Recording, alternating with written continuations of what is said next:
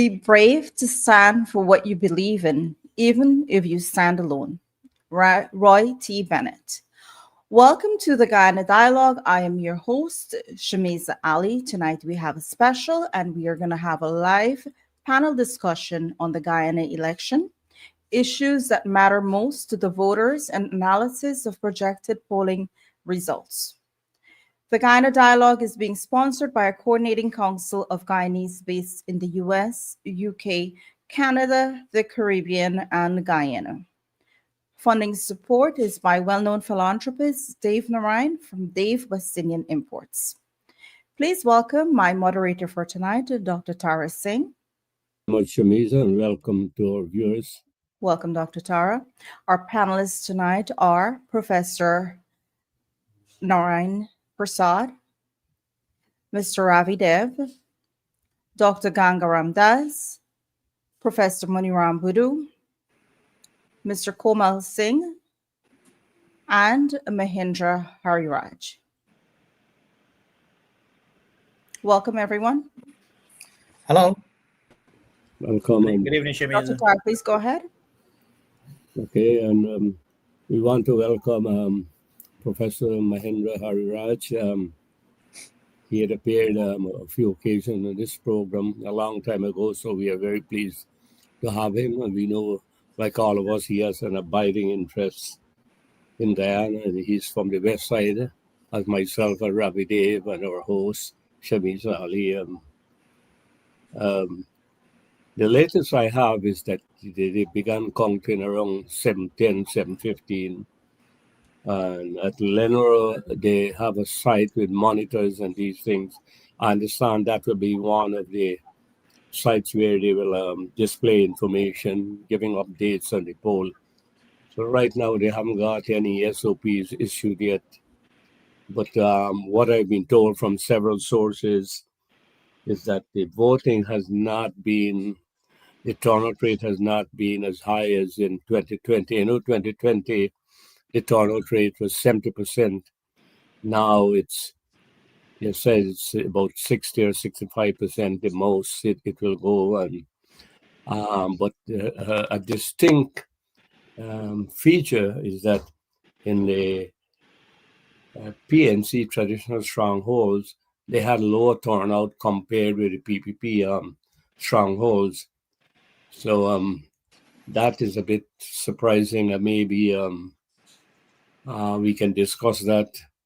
But the figures suggest that national is about 55, 58% in the Indian neighborhoods on the average, as compared to 38% in the PNC strongholds.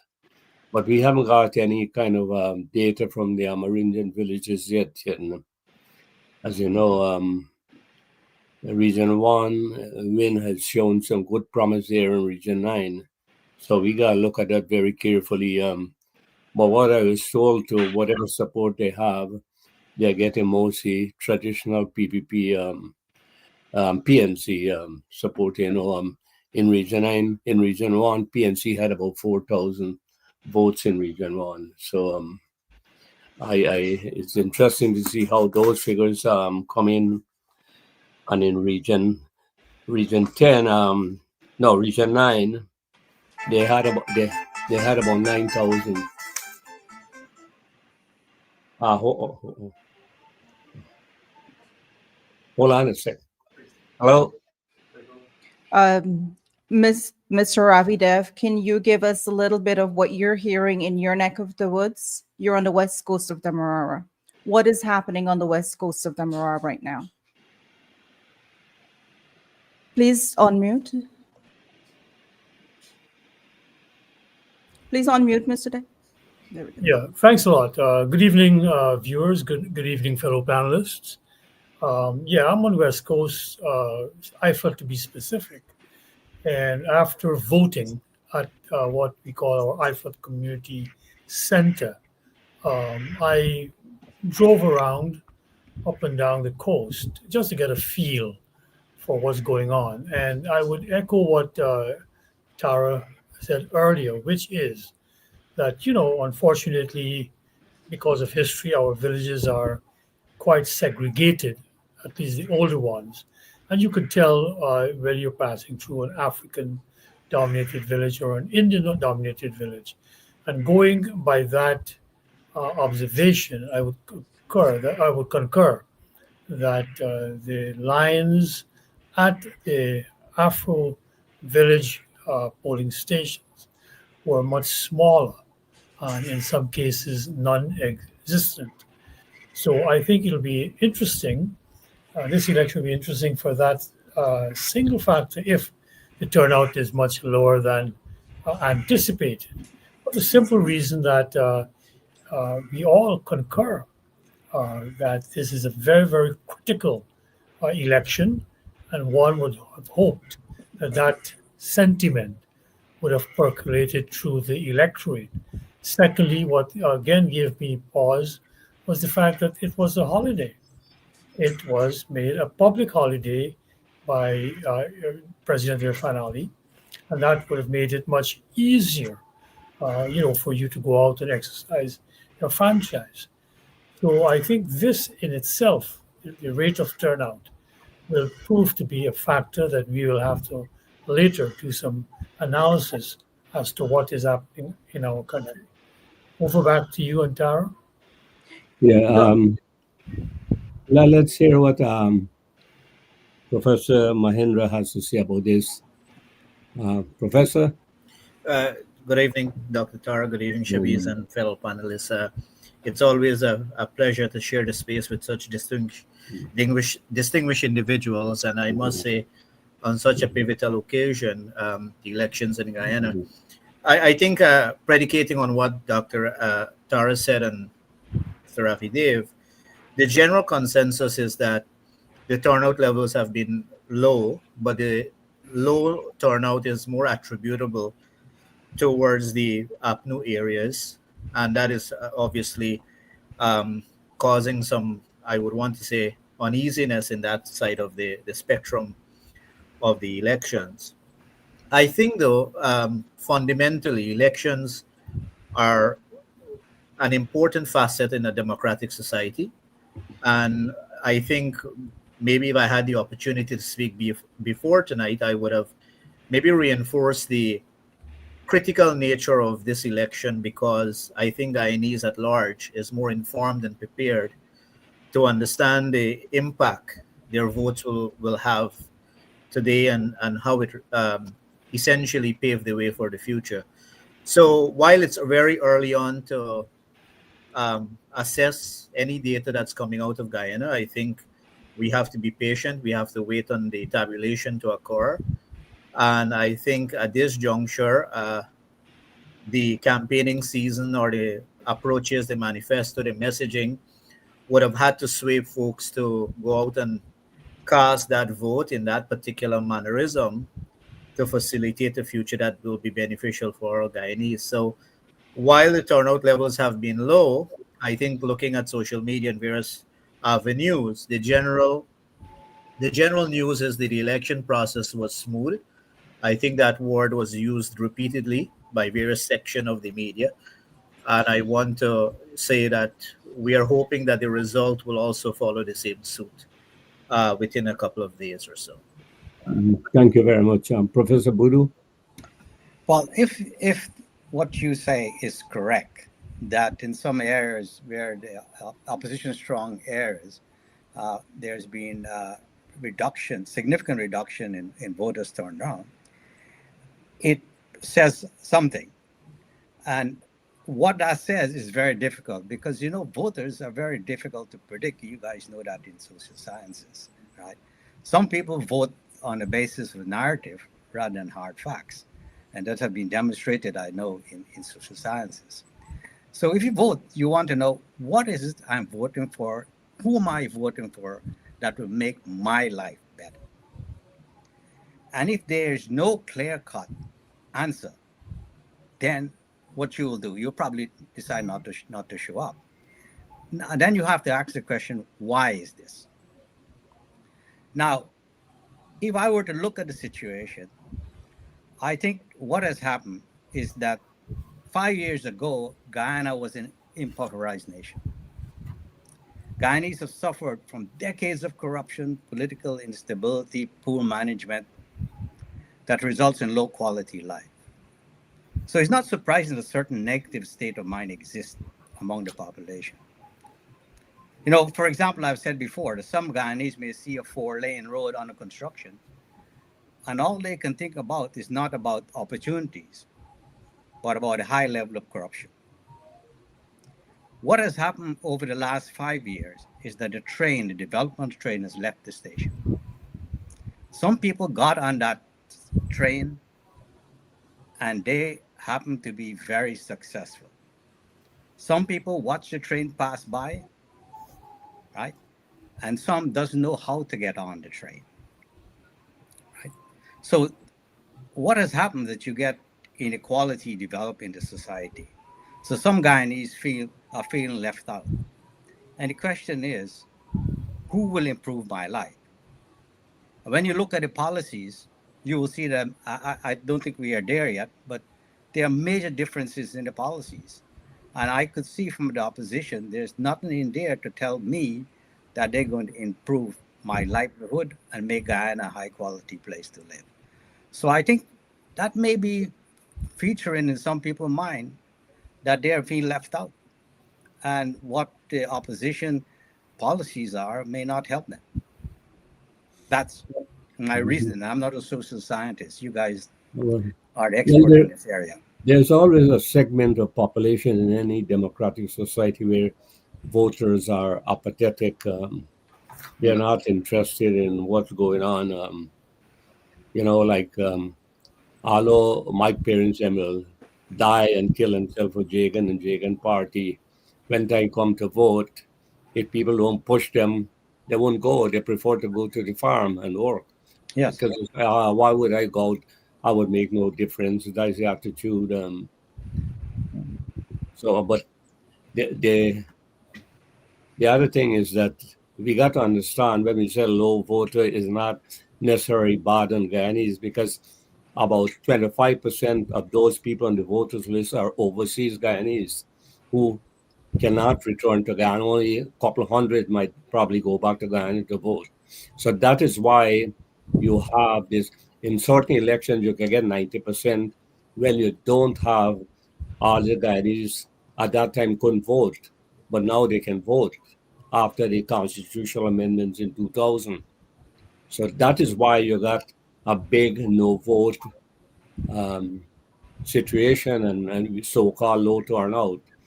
But so when we use low, we use it relatively because if you eliminate those overseas Guyanese, the actual Guyanese of 18 who are living there, they got a pretty good turnout rate.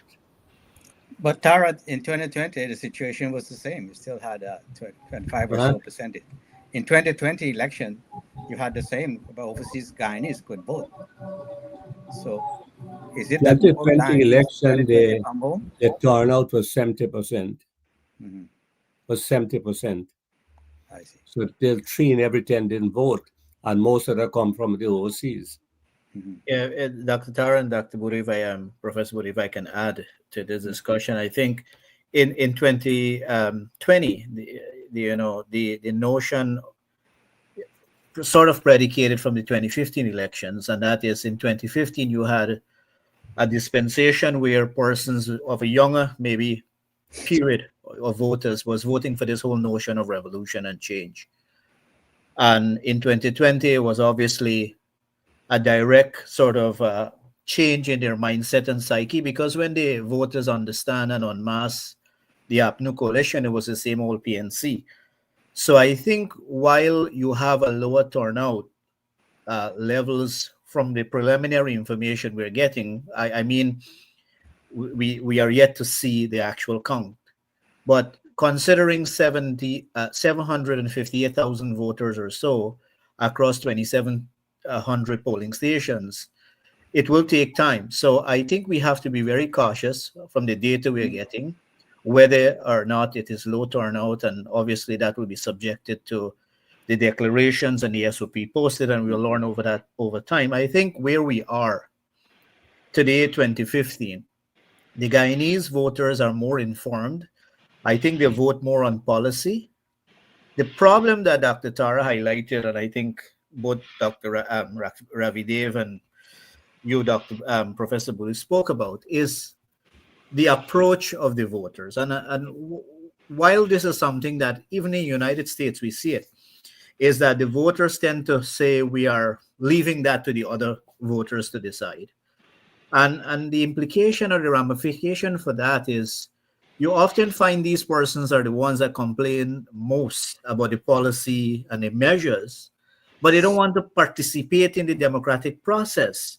So we have to balance a couple of things here, I think, in the next couple of hours, as we learn more information, we get more information from the ground.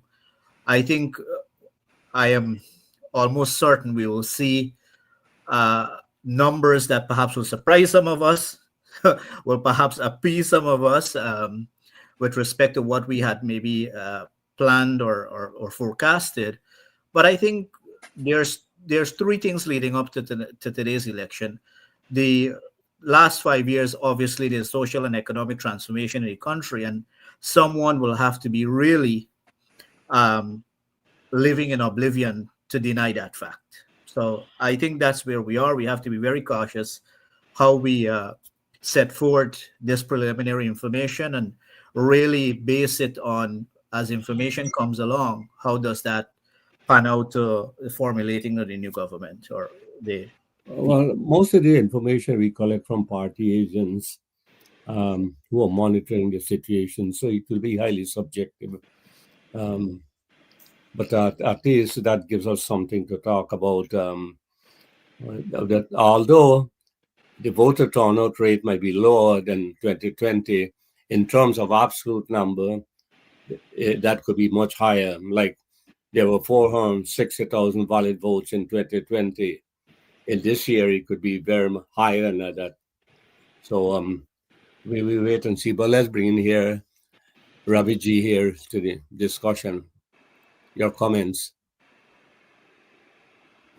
Yeah, I think I would like to echo previous panelists who spoke that even with my own report, just by driving along the West Coast roads, looking at what's going on across from Hoopdal all the way down to Parika and in my own IFLAT, that is still an anecdotal report, Mhm. which is with a certain slice of time. And since we had a public holiday, I think the general feeling that I got in speaking to people, including within my own family, that man, we can go whenever, it's all day. So unlike the past, you didn't have those bulges in the morning or at lunchtime or the evening after work. And I think that is what we should factor in. So for myself, I'm talking to myself at least. So I think yes, I agree with this Hariraj that we ought to. I mean, we can discuss in theory turnouts and what have you, but we cannot be too dogmatic about it. But from what we do know, that within the Afro-Guyanese community, right, from within the Afro-Guyanese community, the PNC has not excited them as they have in the past. That we know there has been a total lassitude from their traditional party, and we cannot again ignore that. So that is then the pull factor, we may call it, has been absent. As to the push factor, the PPP, on the other hand, has both been pulling and pushing. Traditionally, and this is something we ought to right on top of the agenda there. Traditionally, the PPP has always had a superior mobilization mechanism, and their turnout, because of that mechanism, always exceeded that of the PNC.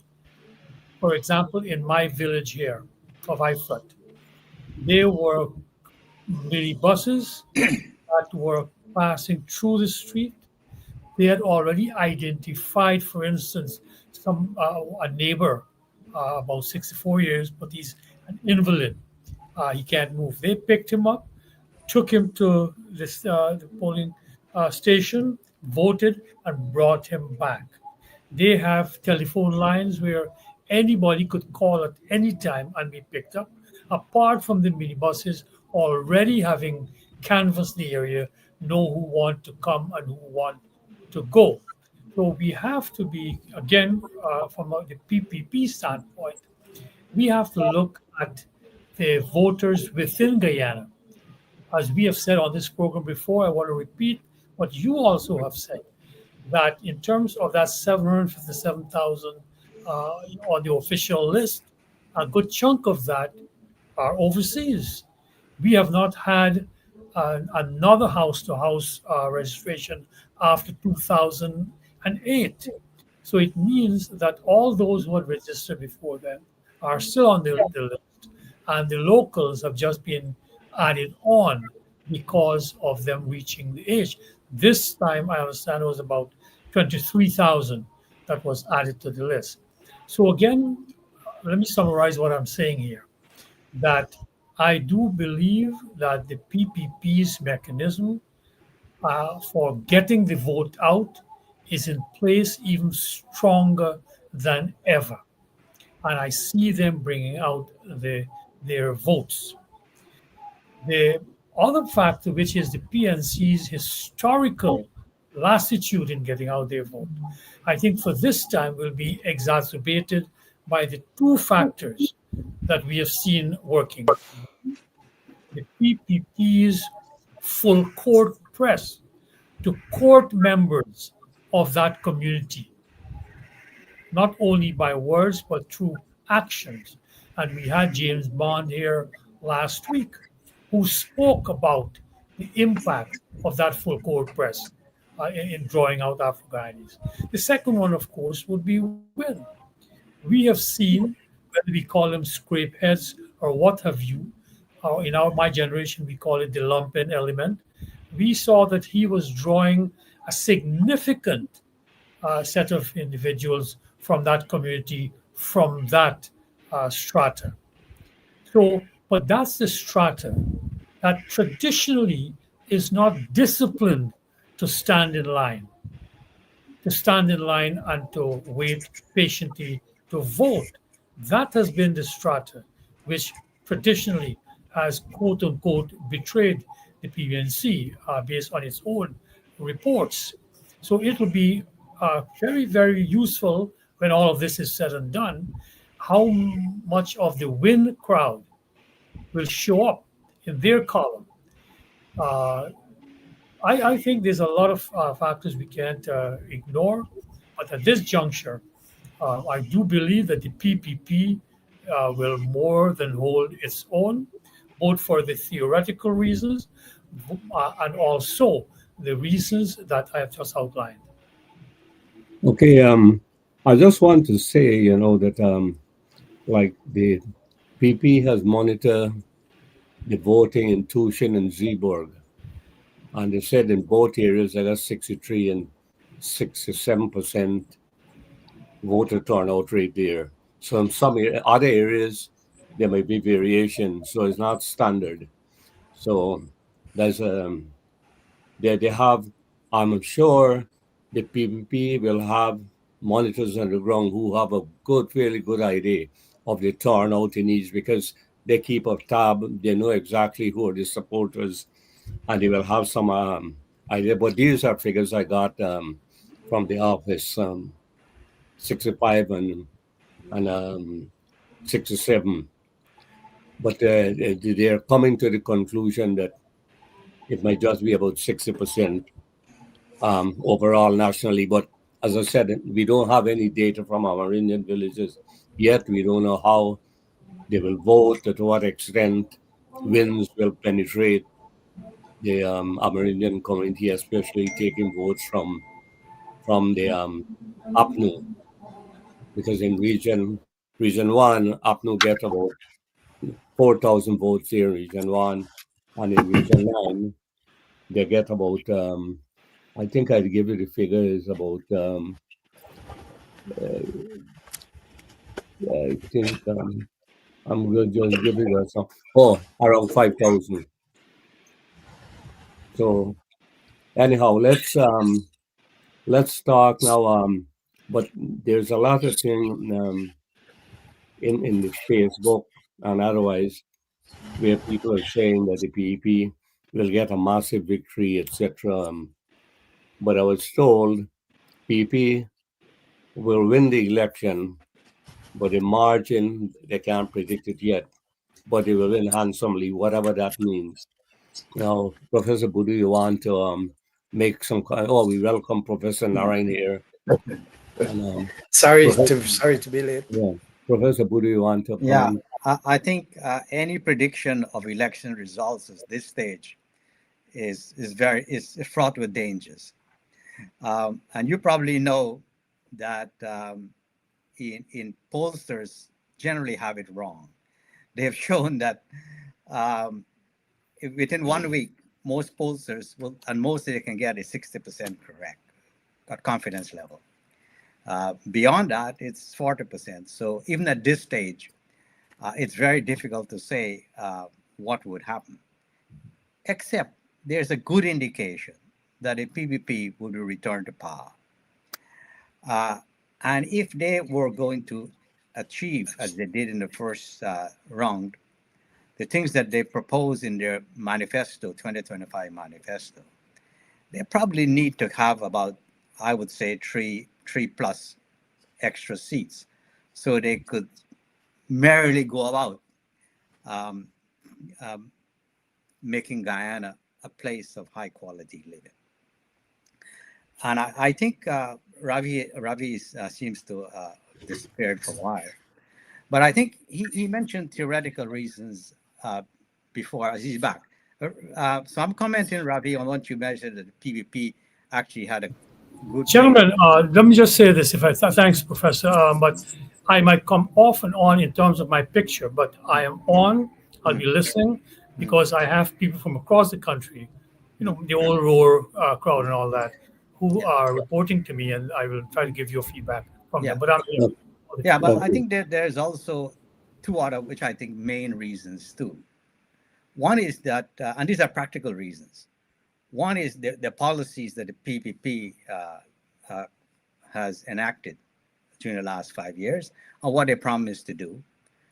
And the second one is the tested leadership and the team to implement those policies. And I think in Ali, he has demonstrated that he is the man of the moment for Guyana. He's a people's president.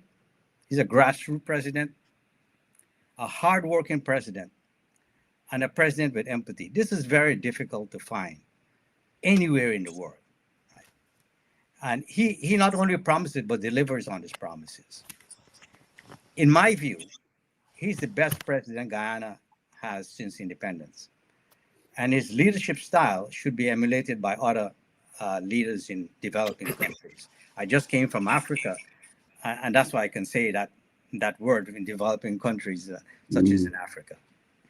And he has a very strong team, and he works closely with VP Jagdeo, who has a wealth of experience in this. So I think that is very important, right? When people are making their decisions. And I think we should never forget that. Plus, of course, the policies, which we probably could discuss later on. That is correct. You can have the most beautiful policy, build the best roads and bridges. If people don't like you as a leader, that wouldn't matter to them. You have to get this likability or charisma, and you connect to them almost immediately. And that is what President Ali has. That charisma and likability feature, which is an asset. And that is equally important as policies and all these other things. Yeah, Okay, but let me add another point here, Dara. I think it's important. Maybe you can have a discussion on this. You see, transformation of a country in terms of building infrastructure, I think is much easier than transcending people.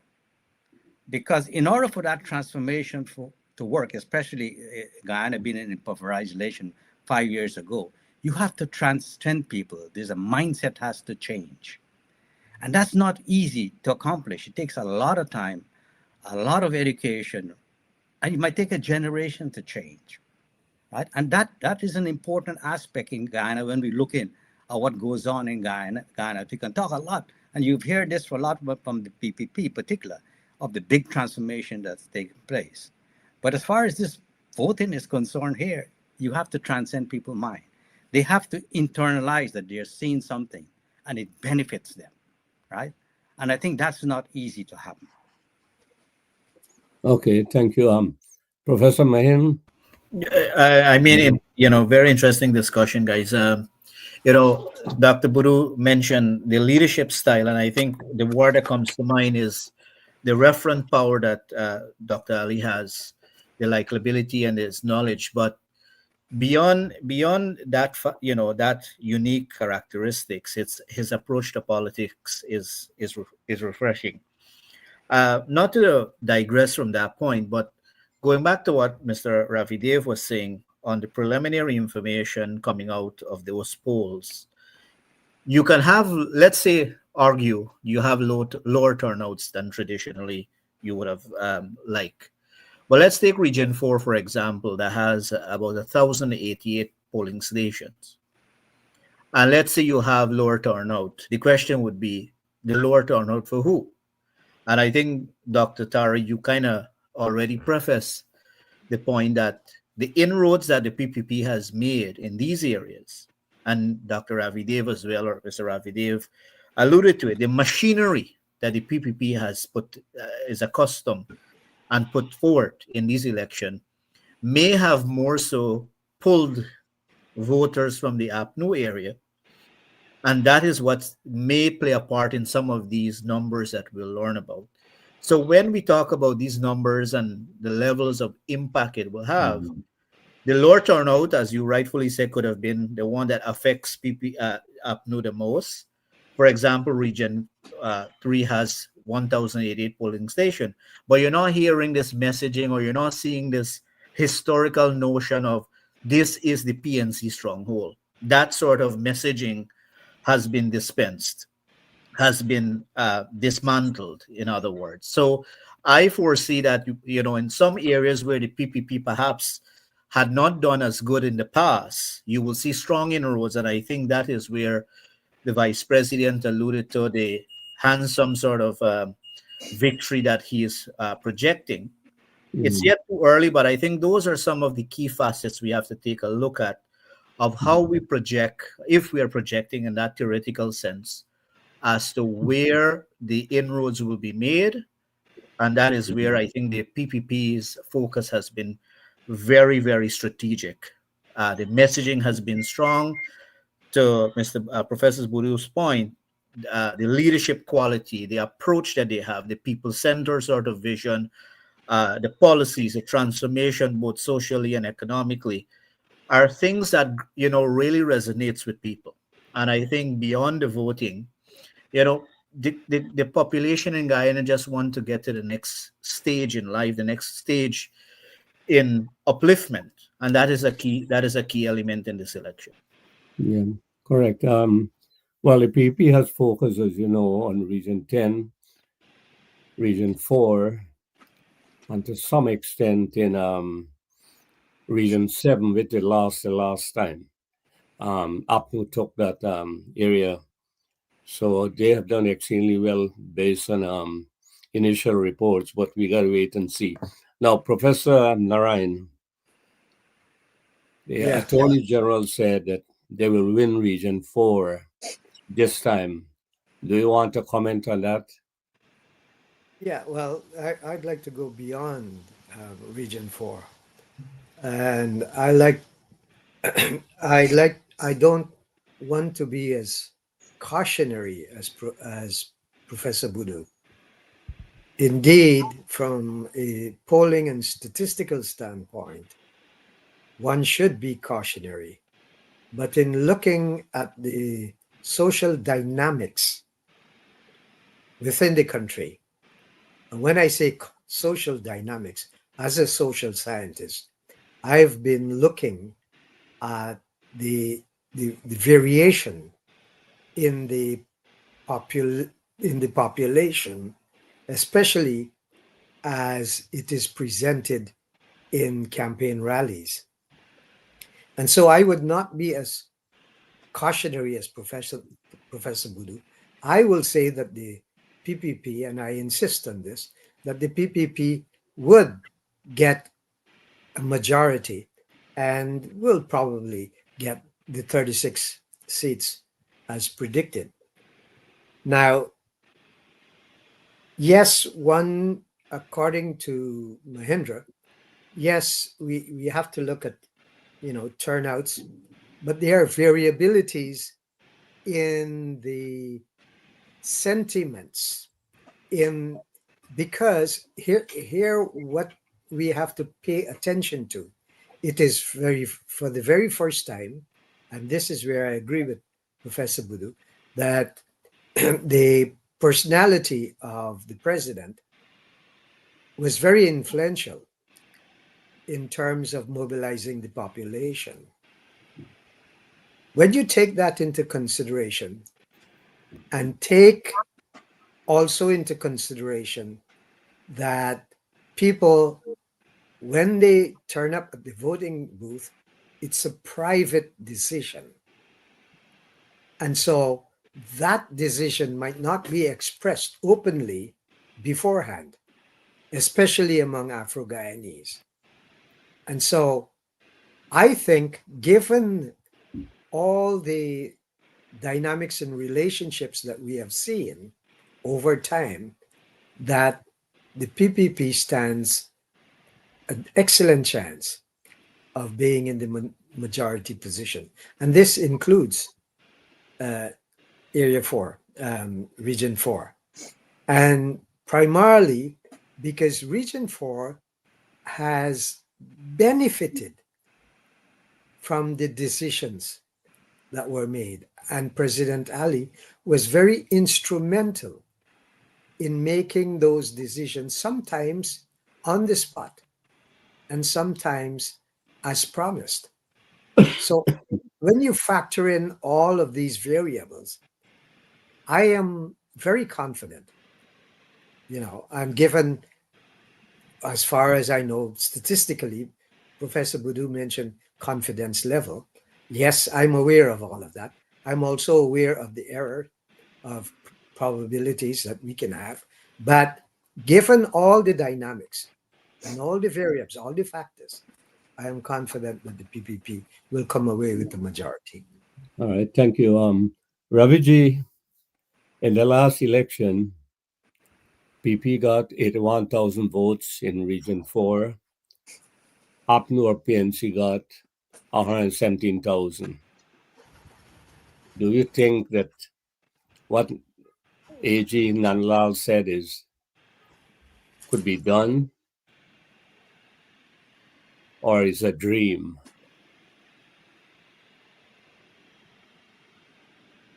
Mr. Dev, can you please unmute?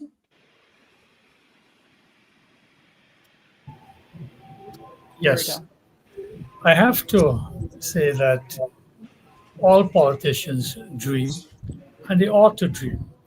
You have to have aspirations, and you want to go beyond how well you did the last time. It's like a horse race. You want to go faster, you want to do it quicker and less fatigued. So the PPP has, as I said before, I'll repeat the basketball analogy, has taken a full press approach to getting to the African votes that are predominantly in Region 4. Georgetown is Region 4. That alone is over 225,000 people at a minimum. So, yes, the PPP has done a lot of work there, but the question arises as to how many will come out to vote. And this is where the unknown is. We can speak very confidently about the Indo area. So if you're telling me in Zeeburg, which is 100% Indian village, if your information is correct, and you're talking of 65% from Zeeburg, then that will have to be explained. And this is where it's dangerous at this juncture to talk numbers. Is it 65% of those who are resident in Guyana I'm repeating myself a bit. Is it 65% of those who turn out to vote? So we can't compare the percentage this time with the 72% that you're mentioning, which goes back to 72% of those who voted. These are all different numbers. So we got to be careful with the standards that we are comparing to. But to come back to the central point that you've asked in Region 4, whether the PPP can take Region 4, well, that can be a combination of two things. One, that it brings out more of its traditional base, that it takes more from the PNC, which it has done its best to get from, and that the PNC's traditional supporters have not turned out for them. If those three factors, coincide, then of course it can happen. But I don't think we can say it with any sort of confidence at this juncture. And this is why I want to bring in a factor that I have been mentioning in all the programs that you've invited me to on this platform here, which is that the nature of the voter in Guyana has shifted dramatically from 3 decades ago, at least. 3 decades ago, when I relocated from New York back to Guyana, in New York and in American voting, a study out of Michigan University, a very um, authoritative one, had shown that 64% of your so-called electorate, even in an education like America, don't vote for the program of the party. There are other factors. It could be leadership. It could be the way they presented themselves. It could be what the people want to see in their leaders and project it to them. So you cannot only go by what the party itself is putting out. So in Guyana, that type of vote, even 35%, it has shifted further. And I've mentioned again the term populism. That populism is a global phenomenon which is coterminous with this new form of communication, where people don't listen to arguments of reason, which take time to follow, to read, to get illustration, to get examples, and all that. You have a population that is now more and more attuned to sound bites. So the politicians of Guyana will have to adapt to it. Win has run for an unknown party, that kind of populism, where the fellow, their leader, who has been sanctioned even, yet can come out and promising the moon and the star, yet gets a resonation. Many of people of my generation are saying, "Hey, what is going on here? We never thought this could happen." It could happen. So coming back to Region 4, what the PPP's victory would be also Win will play a role. How many of the voters will Win be pulling? So if Win also pulls from the PNC, if the PPP's program has been successful to pull from the PNC, yes, it is possible. Is it probable? May also be probable in terms of the factors I've mentioned. So I think when the answer comes up, it is very important for us because I said Guyana's politics is at an inflection point. It's changing. And therefore the politicians themselves will have to amend their presentations, their behavior, their modus operandi differently. In the PPP, that party has been fortuitous to have a presidential candidate in the form of Fan Ali, who combines both a solid record, of which all the voters would have looked for, but he also, in his own presentation, his ebullient nature, his way of speaking, his grounding with the local people, where he can, do, get down and wine or well, as good as the other person who could eat certain Korean sane as much as the person out there. These are all populist qualities that has never been seen in Guyana. While Jagan may have felt he was a man of the people, his approach was very cerebral. And the joke among my generation was how many of us understood the words that Dr. Jagan was saying about the dialectic and all of those things like that. So, to cut a long story short, with your question there, in addition to the previous factors I mentioned in terms of the interest and what the parties are doing to take away APNU's or CPNC's vote, I think the other one would be the remarkable populist presence of Irfanali that appeals to these people, especially young people, youthful people, who are getting it both ways. They're getting both the performance in terms of actual economic and social performance, but they're also getting the performance in terms of the kind of outlook that you present in your own lifestyle. Okay, thank you. I just want to say in terms of when you say the turnout rate is based on the actual people who turn out to vote by the number of registered voters in that area. So that's very clear. There is no ambiguity about that. That's how the turnout rates are being calculated. All right. So Dr. Tarak, we will take a break at this time and we'll okay, be right go back. ahead. Go ahead. We'll be right back after these messages.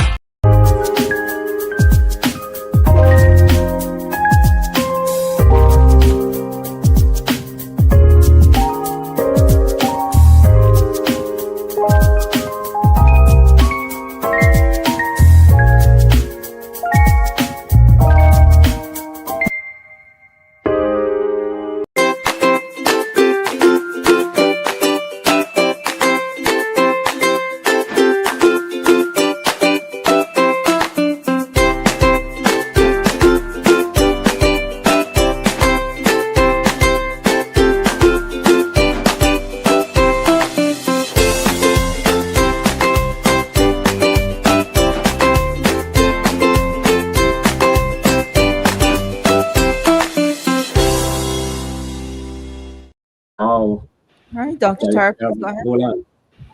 Dr. Oliver. Gentlemen, I have some not so good news for you all.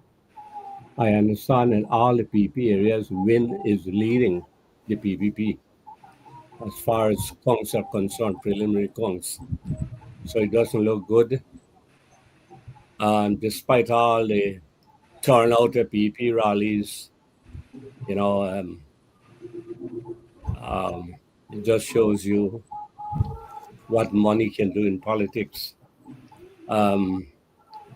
So I hope that what I just heard is just a preliminary and not the final thing, because if you go in certain areas and you count where Win is strong, they will lead, but as you go to the strong areas. But what is not clear is that despite a massive crowd of people get everywhere, more than anybody 10 times, how come these people didn't vote for PPP if that's the case? So I'm a bit shocked, and I really can't understand how is it that Win can lead PPP in all areas, in all the PP strongholds too. That's a preliminary thing. As I said, it may just be partial return, so I don't know. So we got to be very careful.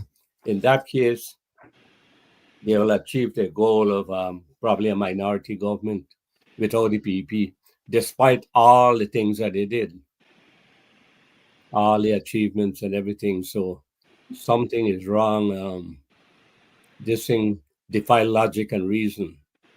So let's go to Professor Narayan. I don't want us to elaborate on this too much. I'm just telling you because that may be preliminary reports, preliminary returns based on partial return for each district. Because each district have segments and polling station. They might collect polling state from where the win is strong, and they yet got to go to the PP. Because I still can't see how Win can beat PPP in Rose Hall, Portmore, and West Demerara, and all these things. So, Well, if you all the want to become a professor, go the ahead. early returns. If we look at the Go ahead. the count rate, if we look at the calculation rate of early returns, mainly in the small in the small districts, in that, yes, those are counted, and so yes, we have to be cautious. We have to take caution in terms of the predictions, but I am still not discomforted by the returns because I know that small polling areas are counted much more readily and much more quickly than the larger areas. And so, yes, Win might be in the majority right now, but when you look at the overall, when the overall districts are counted, or the regions, or however they have it, that it will tell a different story. And so I'm not as guarded in terms of the returns at this point in time. Ravi? Professor Harry Ranch. Well, just based upon what Dr. Tara is sharing with us, and I echo the same sentiments as Dr. Narayan. It's pretty early. I would even, I don't know if Dr. Tara can share with us the source of that information, but I think it is perhaps what is expected. You will hear a plethora of information from all directions, and I think we have to be, again, use the word caution as to what we report and how we report it. Mr. Ravidev used the word, and I think it's very applicable after hearing that, the populism with respect of the ideology that many, if we want to say voters, sometimes will not or set aside the policy and the results of some of these measures that has taken place in Guyana and really vote on a notion of popularity and sort of divorce it from the reality of leadership. So I'm of the view, as Dr. Darain is, I think it's early days to predicate the result on these preliminary information.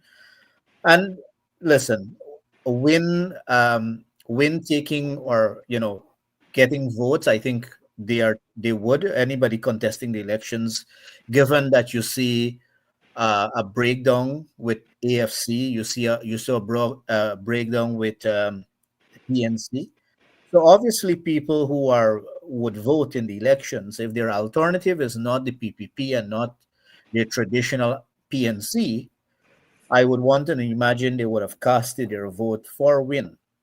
So while I think the narrative, or my take on it, is that if we had to maybe line up the two political parties that will be in the forefront, it will perhaps come down to PPP, because I think their approach to politics is clear as day, and Win is perhaps the revolutionary sort of conceptual idea of a political party that is perhaps spinning the narrative and really challenging the status quo of what we expect from a political regime. So I am, again, not aware of these revelations that Dr. Tara perhaps is getting, but let me just from the Private Sector Commission.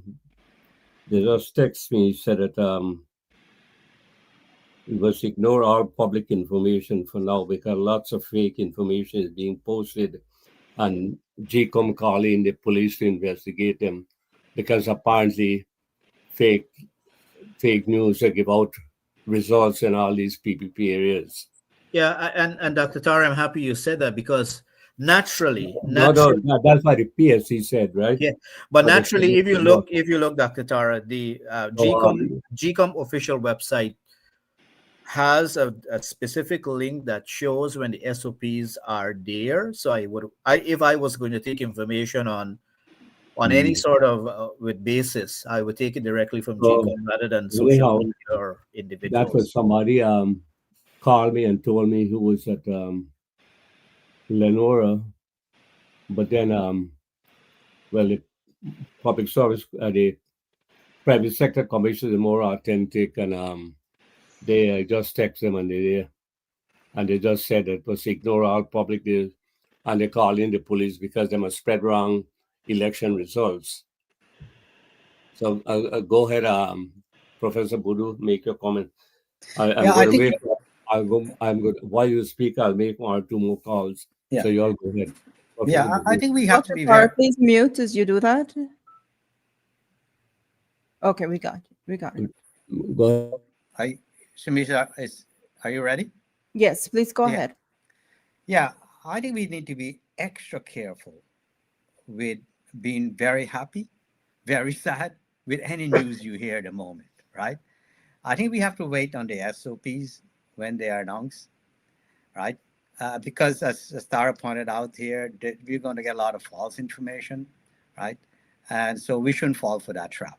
Just wait, right? But I want to go back to a point that Ravi made earlier about an inflection point. And I suppose if this news were true, then it would be a bad inflection point. But in my view, but I think there's something that is probably more fundamental here because Ali's mantra has been one Guyana, something I support very much because we should think beyond race. And I think he has practiced this mantra, right? Not only sing it, but he actually practices it by going out and meeting people, and you can see the various people he has met all across Guyana, right?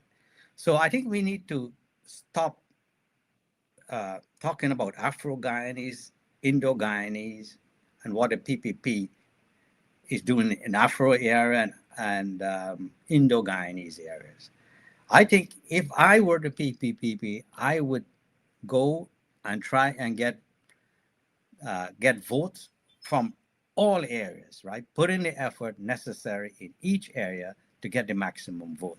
So I would prefer, at least in this forum for now, let's forget about being Afro-Guyanese, Indo-Guyanese, or mixed, whoever we are, and speak about one Guyana. If that is the mantra that the PPP has preached, and if it's working, then we need to look and see what election results show and whether that mantra actually holds up.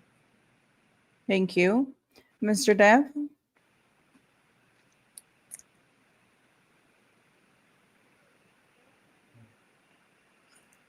Please unmute. Is it unmuted now? Yes. Can you hear me? Yes, we can hear you. Yeah. Let me address what Professor Budu has said directly, which is how the politicians should look at the electorate. Now, politicians or anybody who want to change the world, you have to start from where the world is, and then you try to move it to where you think it ought to be. To Dr. Jagan's credit, and I was never a supporter of Dr. Jagan for ideological reasons, even from a young boy. But he has always preached non-racialism and has preached a one Guyana. And in fact, as late as when I took him up to New York to the first GoPio conference, and we had long chats in 1999 before he won. he spoke very frankly about his disavowal of those who talk that kind of language. Yet, when the PNC was voted, when the 1992, when they were forced to have free and fair elections, the PNC got the same percentages of vote that they had received in 1964, even though between 1964 and 1992, the household income and expenditure survey had shown that Afro Guyanese were in a worse situation than even the Indians who had been peripheralized. So the bottom line is it's not only what you say, is how it is received by the electorate. And therefore you have to deal with what is being received. They said perception is reality, and you have to deal with that reality. So come back to where Guyana is at. As I've said on each of the programs I've been on, because of the changing nature of the electorate that are now responding to more of a populist appeals, I have been a bit cautious as an individual who introduced the term the ethnic security dilemma in Guyana and voting based on ethnicity, right? Where the politicians will say, no, we don't practice that, but in the bottom houses, they did. So where are we right now? No politician can afford to ignore that.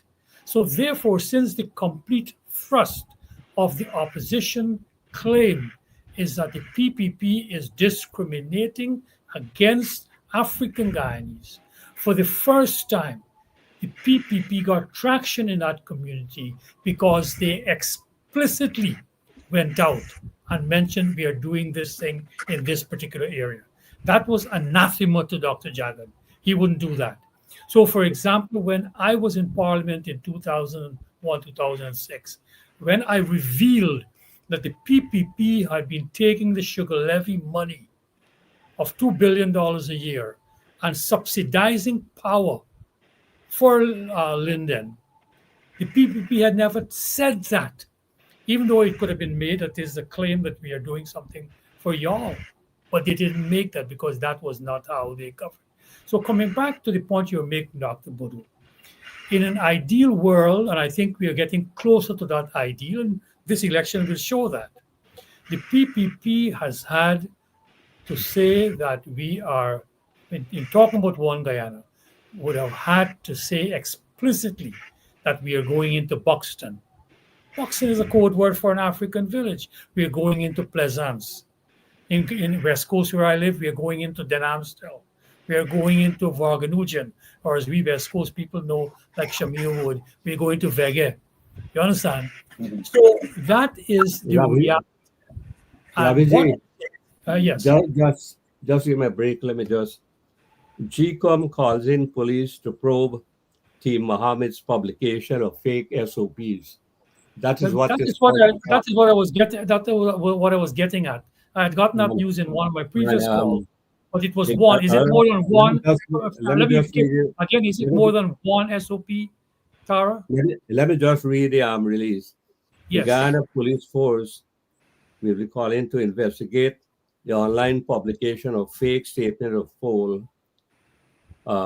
Addressing a press conference following the close of polls today, Ward said GCOM has observed the circulation online of SOPs purporting to show that votes cast in favor of the We Invest party headed by Sanction Azrin Mohammed. Ward noted that at the same time, the publication of documents, it would have been impossible for the content of the ballots in any polling station to have commenced.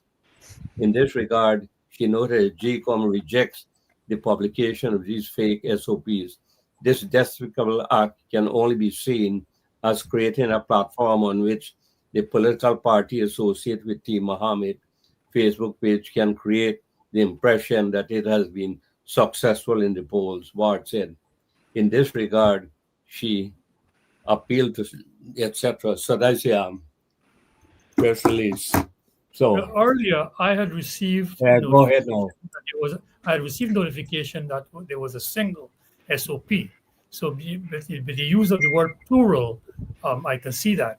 Now, I had received, and this is what I've been getting updates.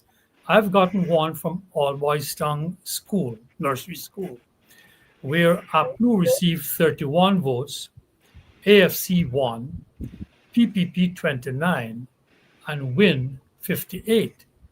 Now, this is an example of where I think I would say that this is authentic, because in coming back to the Yeah. theory we had in All Boys Town, that is the headquarters of Scrapes. As Yeah. we know, without putting on anybody, it's a label they have called themselves. That APNU, therefore, the win has taken those votes from APNU and the PPP to have matched the APNU almost. 29 PPP, 31 APNU shows a significant increase in the past. So I think, again, Tara, I would like to say that, to follow my other panelists, to say that we got to be very cautious and let us wait until after the song. But like I said, it's a changing demographic, and the PPP's strategy and the weapon, the secret weapon they had in Irfan Ali, I think will still prevail. Thank you very much, Mr. Dev. I do want to remind our viewers that are watching us right now, it is an interactive discussion, so you can feel free to share your feedback or any news that you're getting as well. And you can ask the panel questions as well. Dr. Tara? Yeah. I just look at I think Professor Mahin referred to the statement of poll. There is no the official statement of poll for each region. There is no zero, so nothing has been reported, and so it's consistent with So the police was calling. I don't know if anybody will be charged or what. But this person who called from Guyana obviously saw the fake pool, and that's why I can't believe that in strong that wins. Anyhow, let's go on to now. I don't know, Professor Budu, do you have an idea when the votes are collected, tabulated and collected, the valid votes, how the votes are divided among the various parties? Well, You I think want to? you have did some arithmetic on this, and I think Professor Narayan also had done Well, this. you as an engineer, you play around with a lot of figures and data, you know. Yeah, but So, social scientists play around more with those types of data. okay, all Yes, right, yeah, Professor Narayan. yeah. Yeah, Professor Narayan is I more suited. Doc, I maintain my view that the it is too early, and the fabrication of information. No. I'm not saying to make a prediction. I said, do you know how the seats are calculated? Now, well, I don't know, to be honest with you. I can't say I know how the seats are Okay. calculated. Well, let's ask Professor Mahin. If my memory serves me correct, it's 40 seats from the nationwide constituency and the 25 seats from the regions. So that's how you comprise it, the 65 seats that make or comprise the National Assembly. Now, how the seats are divided, but how you allocate the seats to the party? Well, I think as Dr. Rice said, it's very early to make that determination. But No. I think I'm talking about the formula. It's very simple. You It's the take the totality of valid votes vote. You cast. take the valid vote cast and you divide by right. 65. Right. It's a Right. proportional representation, right? Yeah, exactly. And then you get, well, in last election was 7,000, roughly 7,000 votes per seat. Right. Right. So So if that you take the totality and, of votes, and it will be if you get variable. 24,000 votes, that means you get 3 seats. Right. Proportional representation. But going back to the news that we're hearing, I think it's an important thing to mention here, and I'll say it subtly. Given that you have this, I think it would have been expected. If it was me, I would have gambled that you would have even worse revelation that is being would be fabricated. And I say this cautiously because I think the fundamental outcome of this election, and again, I say this with some level of caution, is pretty much where we all would embrace that the PPP will be a very difficult party to beat. However, I think the claim or the projections we are all kind of contemplating is to what extent or inroads they have made in some of the PNC strongholds or PNC areas. But I think revelations or fake news of this magnitude must be labeled as criminal.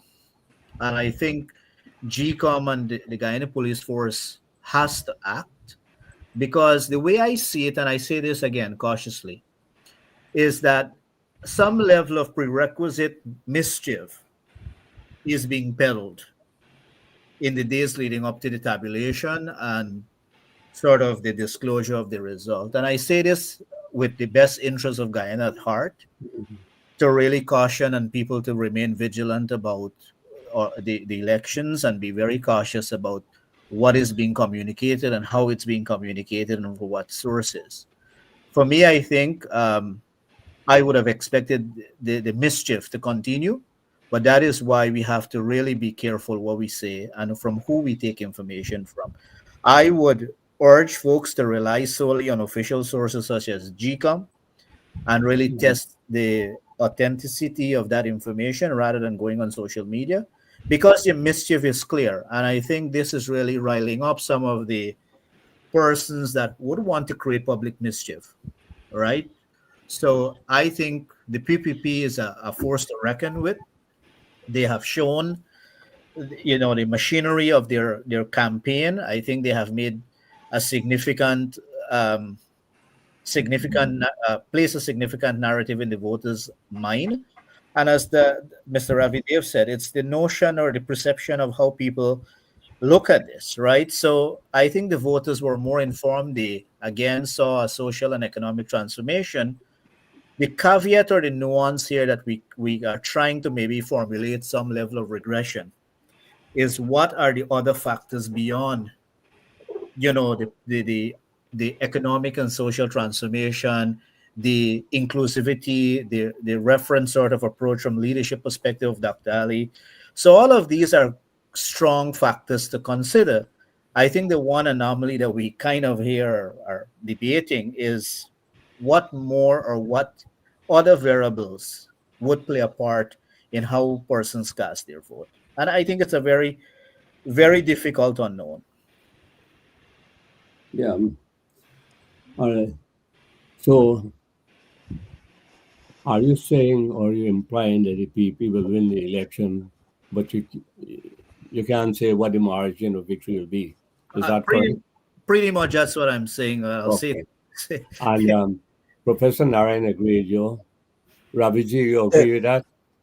Yeah. Professor Budu? I agree with that. As I said earlier, Okay. I think they're going to Yeah. win. By how many seats is debatable, Yeah. right? We don't know, and I Yeah. prefer to wait.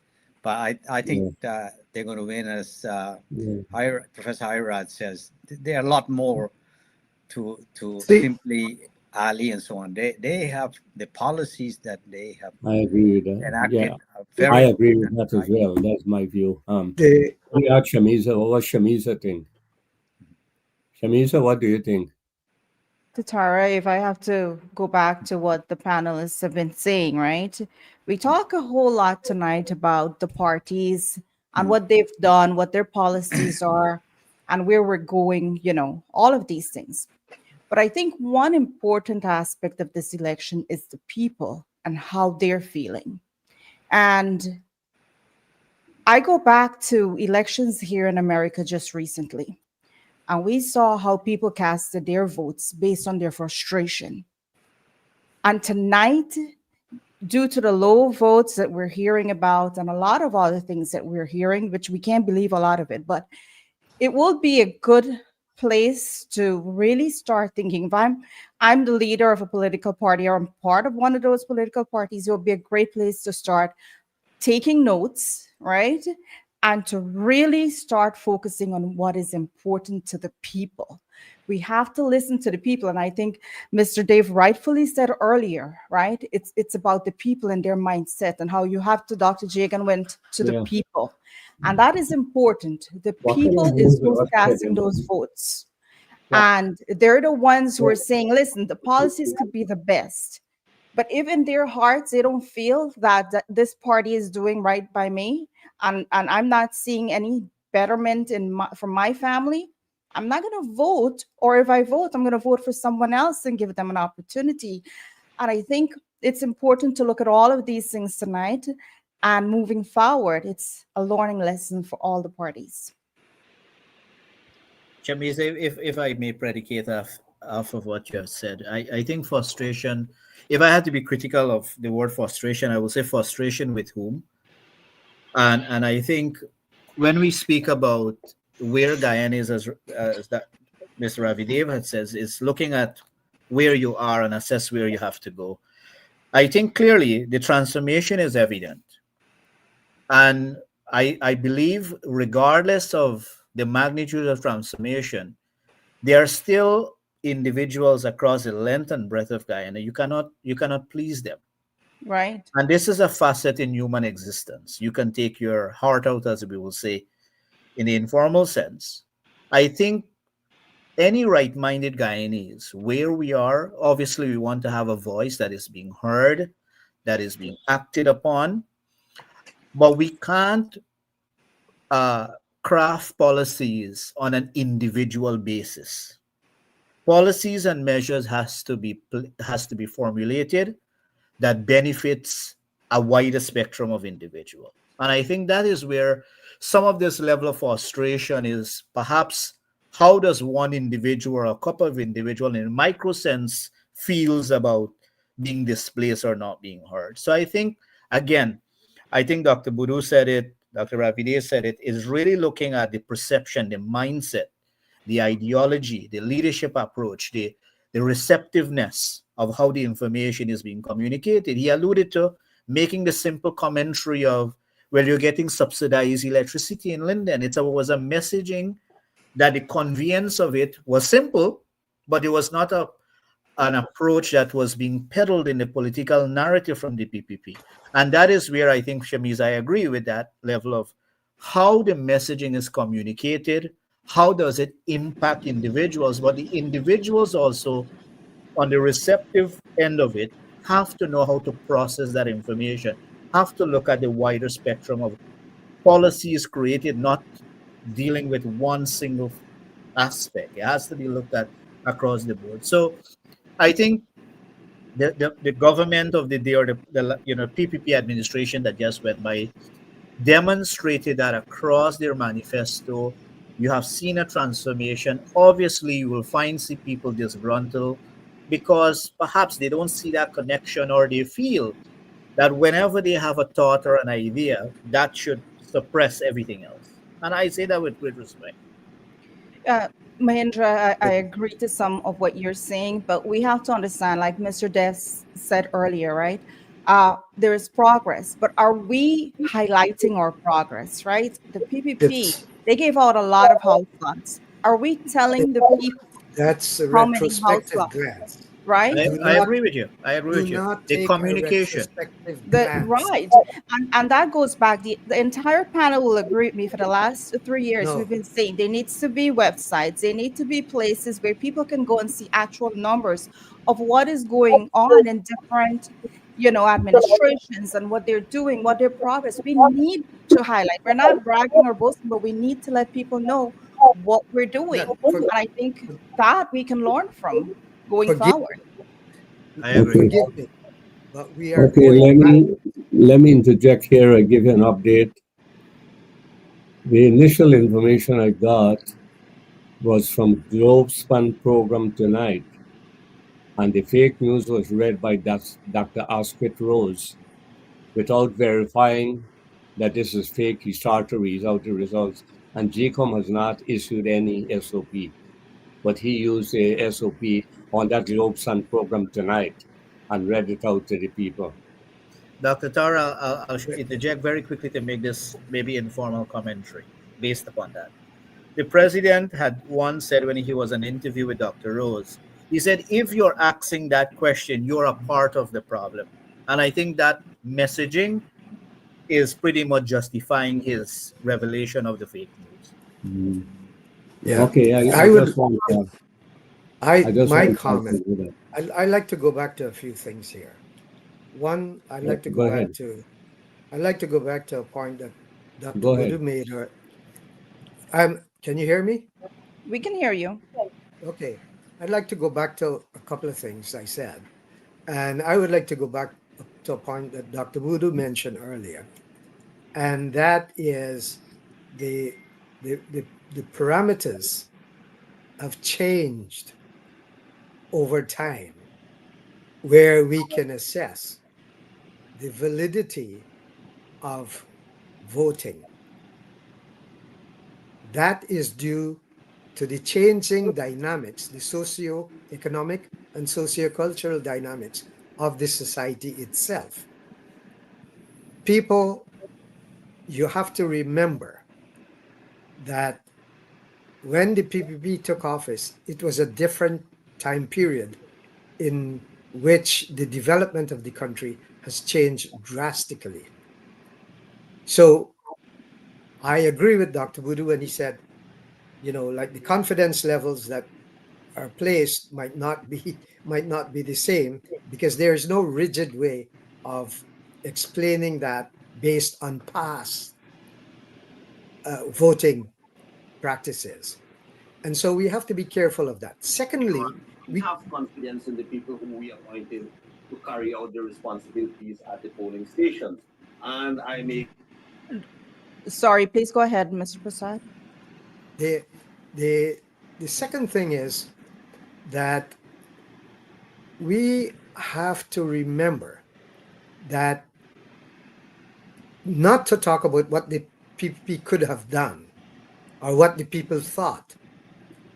That is past. The time for that is gone. Because you can go back, and I have looked at the politics of Guyana, and what I have found over the last 3 years in particular is that it was based on emotional politics. What I have seen in the last year or so, especially in the last 6 months, it is more of pragmatic politics. And what I mean by that, people, you appeal to race, you appeal to all of these things, and then what do you get? Nothing. All you get is trouble. So pragmatic politics has changed the entire surface of the country. And we know that this is due to the leadership that the PPP has brought forth. And within the last 3 months at least, the PPP has been able to ground their policies into the benefits that the people have accrued from those policies. So that has to be taken into consideration. Also, we also have to be very, very cognizant of the understanding of the people within the Guyanese context and people outside of the Guyanese context. The people within the Guyanese context, yes, there are going to be variation in terms of how they interpret the benefits to be derived. But how do you underplay the fact that there are hospitals, schools, and all of these things for their children and for themselves? And how do you underplay that their pensions and the benefits that they have acquired is not an important aspect?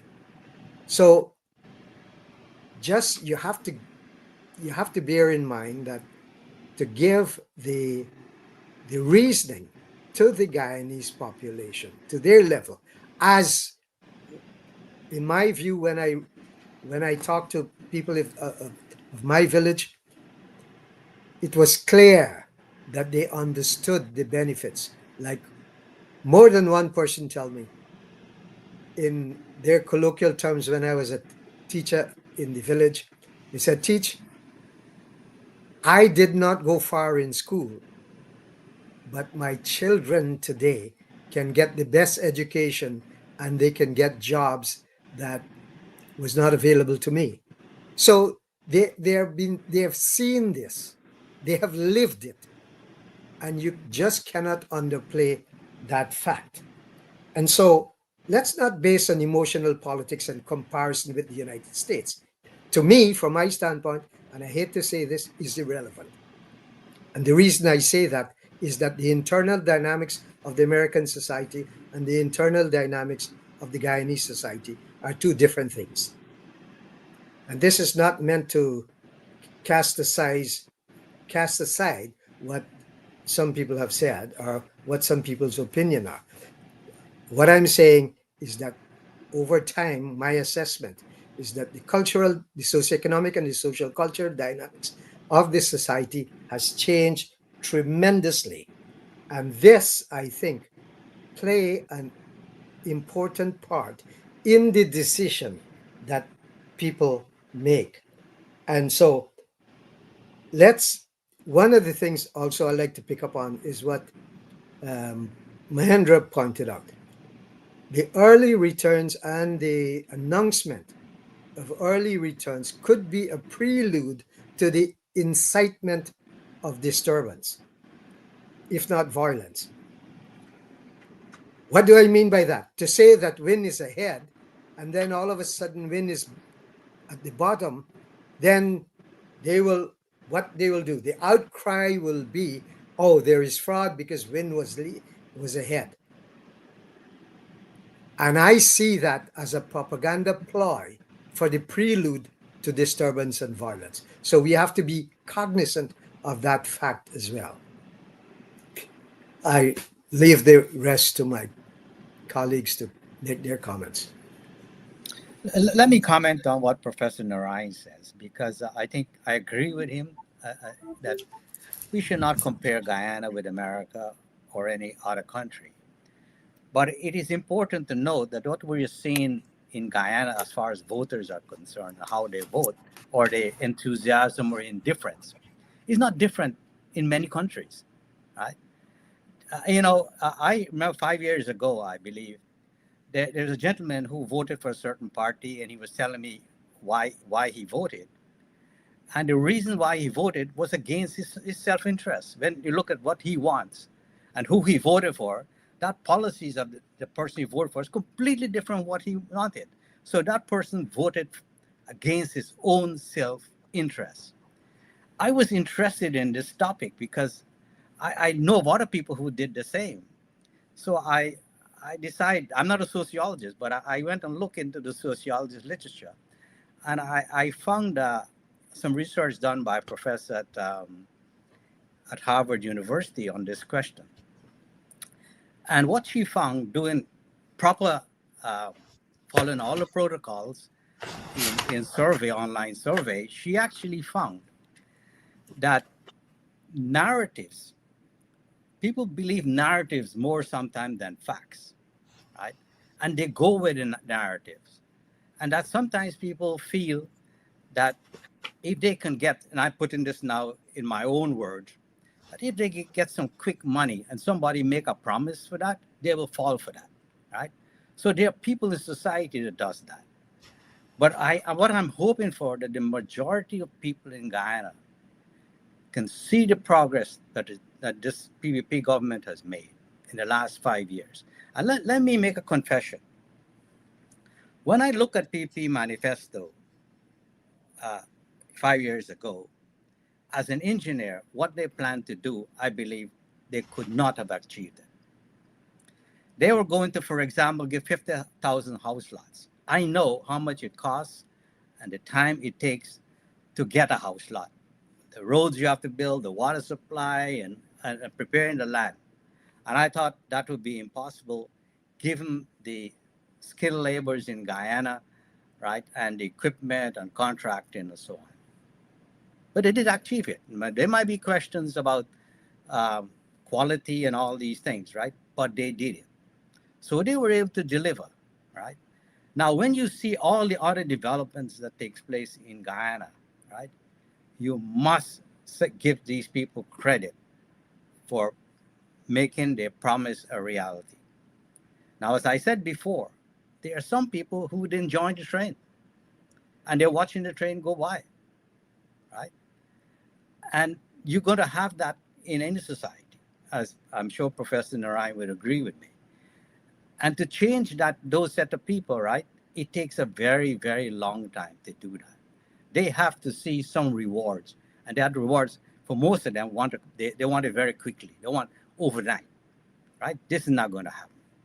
And I hope that what we see from minority of views, right, this is the case, and that the PPP, right, can really get those people who actually can see the transformation, can see their livelihood are changing, and what is important for me as in the diaspora is this.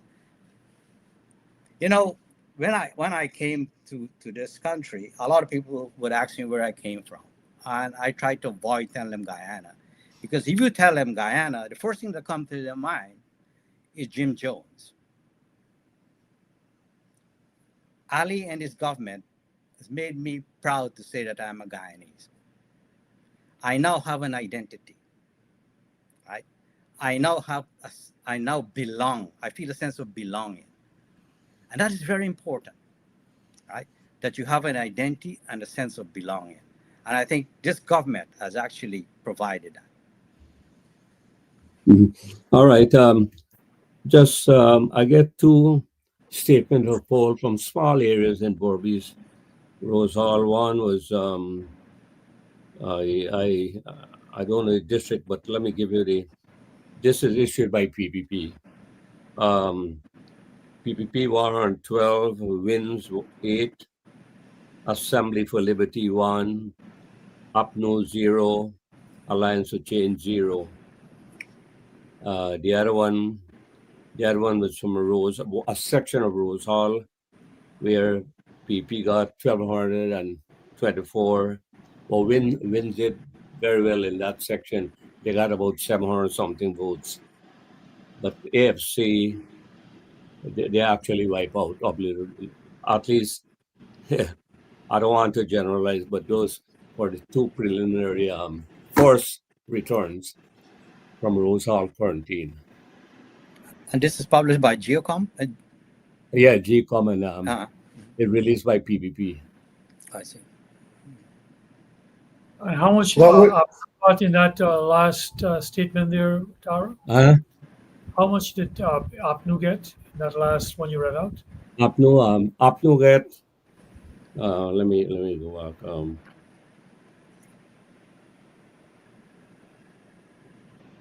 APNU get 0 in this area in Berbice. Somewhere near Rose Hall, 0. Alliance and Change 0. Brooms Party get 1. And Ford Guyana Movement 0. Win got 8, and PP got 112. Did you mention one where they got 1,200 PVP? That's the one I'm mentioning. No, that's the.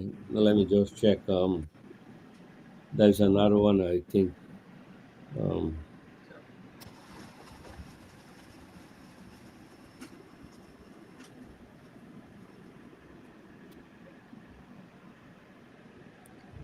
Okay, I'll give it just now.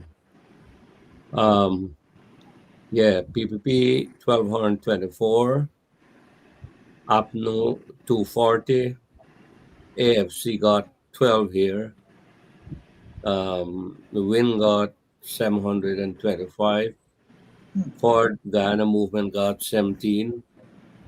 Brooms Party 4. So all the parties pick up some votes here.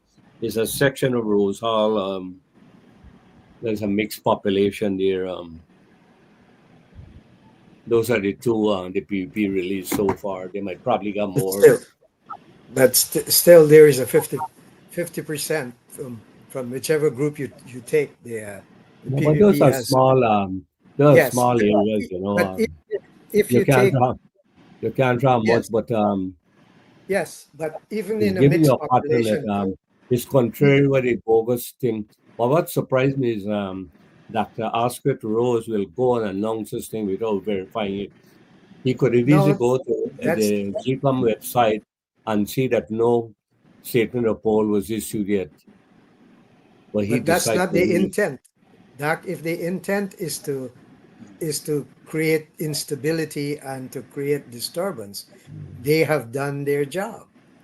We have to be aware of that, and not to lose sight of the fact that these votes are going to trickle in, and they're not going to be consistent. They're going to be inconsistent because of the way it is counted and the way it is reported. So that's my caution. And I'd like to pick up on one of the things that Dr. Budu mentioned, and it has to do with immediate and deferred gratification. That the immediate gratification, what has happened, and I have traced this especially over the last 6 months, that yes, in the initial stages, that is what resulted in my article. If you will recall, like I said, Azruddin's uh, declining popularity, his stardom, his political stardom. And it was because I was able to trace initially when he was giving away money that the people were they were influenced. And just like Dr. Budu was saying, that is the changing mentality has has to stabilize, which goes back to my point about emotional politics and pragmatic politics. He has And written several letters praising the president and the prime minister. I don't know if he's playing a game or what, but as a responsible person, he should have been more careful in, making that public announcement um, on No Heart program, Globespan tonight. Um, anyhow, let's proceed. I think that the PPP will maintain the base. They won't lose much. They will just lose a few people to win. But Win will get most of the support from the AFC, the PNC, and that is what they realized. That's why the the APNU never want to criticize Win until the last couple of days, because they were the ones who encouraged Win into the political arena. Remember, all of them gathered together at this place in West Coast, not far from Ravi Dave, where Niger Hughes had a press conference, all these the press conference there, and all them try to rally and they get this guy to pay passes, etc. But Ravi G was talking about populism, and yes, that's true. But you think if this guy had money, anybody would have followed him with no experience and nothing at all? Just Well, think about it. well, Asudin, Asudin, if he'd had money, you think he would have get a following? you see, we're not. There's no point in arguing a what if. We have to deal with what is. I come back to I'm a realist politician, and one could say that there's an example in Pablo Escobar out in Colombia. Before Pablo passed away, he built not only houses, he built villages, dozens of villages, hundreds, thousands of homes. There's a whole part towards the end of before he was assassinated. Pablo ran for Congress. He got elected to the Colombian uh, parliament. So there's all kinds of things going on there. But what we have to do is to deal with two things. One, we are dealing with a society where the level of thinking is changing. And I am not going to go, as we say in Ghana, to go take the same thing again and again. I think we are going to see by the third what the result is going to be. I think it will shock.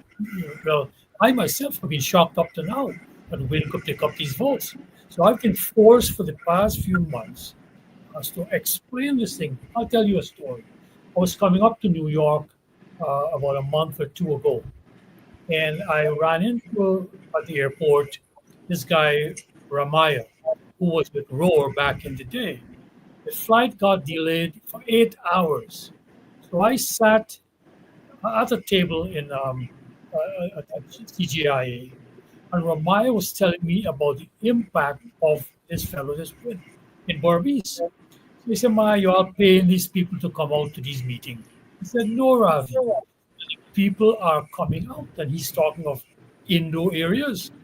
And we talked and talked. Incidentally, for what it's worth, during the 8 hours I talked to him, and at that time he was openly with Win.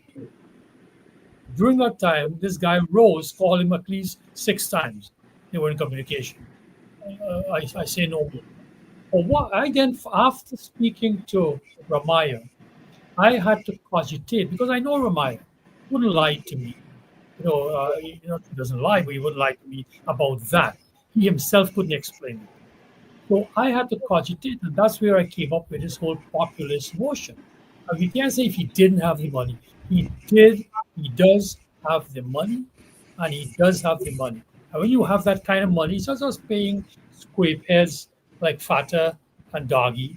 You're talking of being able to hire a lobbyist to lobbyist Congress and people up in America there. You're talking of people who could devise a strategy. You're talking of people who could design an ad campaign that is as good as anything else out there. You're talking of the money buying people who could understand the mentality of Scrapes for him to hold his last rally at the beach behind Marriott. All that Scrapehead constituency want is to live the high life, to fly jet planes, to live this kind of life. And he gave them an inkling of that. Now be right behind the Marriott, right? Everybody else was out there. This is behind the Marriott, where you could see the Marriott. The pool at Marriott is just across a little fence, if you've been to the Marriott there. So I'm saying we don't have to now guess about the whole populist appeal. You're going to see it in the numbers. I projected them to get the win, that is, from zero. I couldn't see them. My generation couldn't see people like that appealing to anybody. But yet, I had to, by the last program, I had to come up with, they'll get at least 5 or 6 seats. And I think the way we're hearing here, they might get more. The thing is, we have to look at the voter and hone in on that voter, and let's not look at premises that are outdated. While American politics will differ granularly from Guyana, not only in scale, but in type, but yet you have an individual by the name of Trump who nobody would give the short shrift that he could make a headway. Yet he won 2 elections. You understand? I couldn't understand. I have here 7 brothers. I have brothers in Racism. America who are immigrants, who are colored immigrants, black like me, who support Trump, and you can't believe the kind of language they use in supporting Trump, as if they don't understand. And these are not people like that. One of them is a scientist at Abbott Labs. One of them is the CFO of a huge, the largest nursing association in America. These are educated people. So coming back to a new kind of thinking, we will have to now, as academics or people who are interested, look at the results and then try to explain. I think tonight we're going to be spinning a lot of wheels because the data we are going back is older data. Through Ramaya, I've had to deal with this new phenomenon called wind for a while now, for at least a month or two. And I think I have tried to understand where they're going, and I think they will do pretty good. I still feel the BBP will win because I think they'll hold that base, but the PNC will be very decimated.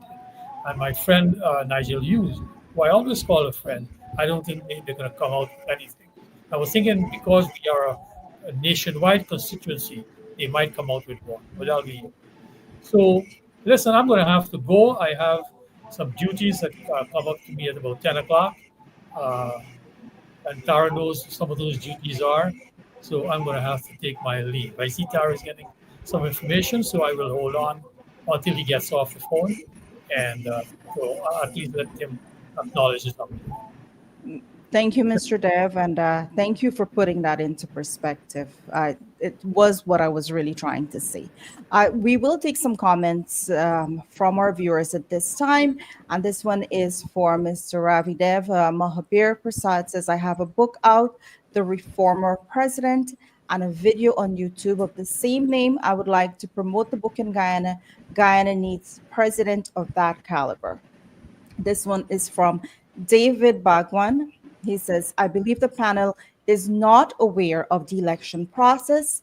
As soon as the votes are counted, the SOP must be posted on the polling station door. Party agents are taking photos and circulate them. Do we have anyone on the panel that wants to comment on that? Yeah, if That- I may, if I may, That is true. That is true. the process that David outlined there is factual, but the concern or the caveat there is when those information are being published on social media, what is the authentic representation of it? And I think that is where we have to be cautious, right? Very. Going back to a point, Shamiza, I was told, sorry to interrupt because like I have to leave, Dr. Yeah. Hariraj. I was told that first, that's when I asked Tara whether it was one. That first one that was posted on WIN's site was an AI generated one. Oh. It took the actual signature and so on, but the numbers were AI generated. And that's the one I think that they were wrapped for. I got that information fairly early from my. Thank All you, right, I was Dr. saying I have to, if you don't mind, okay? All right. Thank you, Mr. Dev. Guyanese voters are fed up with the PPP, see massive unchecked corruption and high cost of living. And this is from David Bagwan. Do we have anyone in the panel that wants to comment on that? you know, his question, it doesn't warrant a response, but I'll respond to it anyways.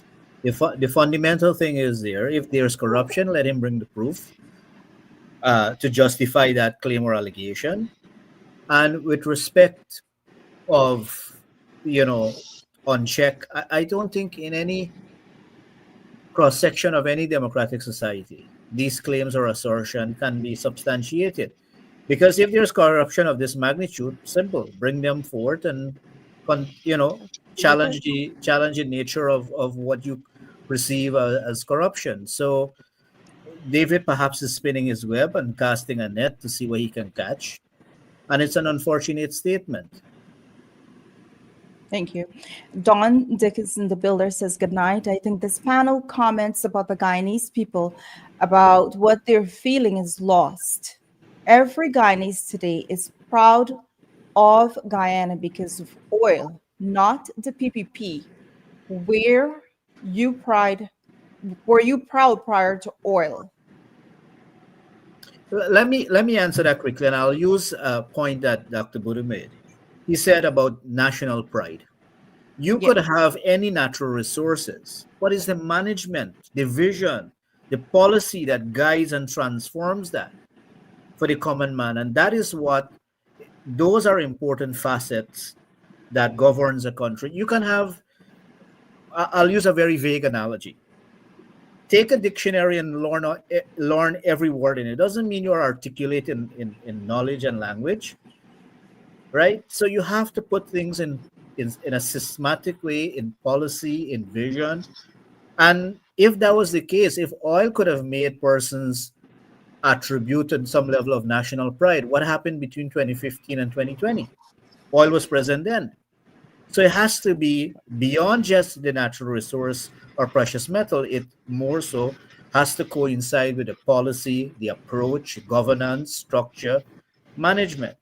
And I'll share, Ravi Dev was making a very important point. And I think we can't extrapolate to Dr. Narayan's point that he made as well, based upon what Dr. Tara shared, those results, with Win getting about 700 votes or so in a particular area. We can't extrapolate because the proportional aspect of the voters differs and variations exist. But I think what Ravi was alluding to is the alternative to not a PPP government is that persons are not voting for APNU AFC, You're now voting for the smaller parties. And if they had to pick an alternative, this notion of populism is to turn to a blind eye. Worst case scenario, win is the choice. So I think you will see an interesting level of results that will emerge out of this. But I think it will be very difficult to on to upend the PPP from government. But Mahindra, what could have caused that? Well, again, as my take on this is that regardless of the political accomplishments of the PPP, regardless of where Guyana is today, they are a natural level of inherent aspect of loyalty to particular parties. You will see this on maybe social media or across various spectrum of Guyana. An individual go and their children will get a cash grant and they will get a house lot and they'll get all of the necessary benefits or stimulants from government. And yet they would go to the polls and vote for a political party or leader that has done absolutely nothing for them. Well said.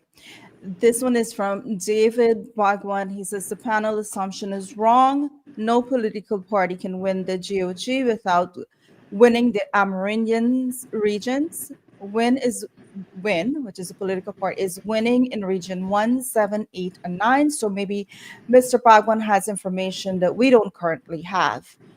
The question for Mr. David is, even if Win wins in those areas, is that the PPP will get absolutely no votes? That's the question for him. All right, and I hope he responds if he's listening. Apparently, this is from John C. Apparently, there are some SOPs in circulation. Why are the panel analyzing those? I think he meant why are the panel not analyzing those? And if anyone has information, if they can send it to Dr. Tara or any one of us so that we can share it. AutoCAN said no experience talking.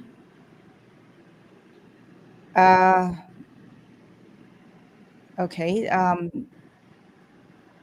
I guess racism is life. You must strive to survive. I have quite a few. I'm waiting for anyone that has, Okay. that agrees Okay. or doesn't disagree. If they can come back on We, and we received 2 SOPs so far, but they're not meaningful. They are very small sub region there. So you can't draw any kind of conclusion from them.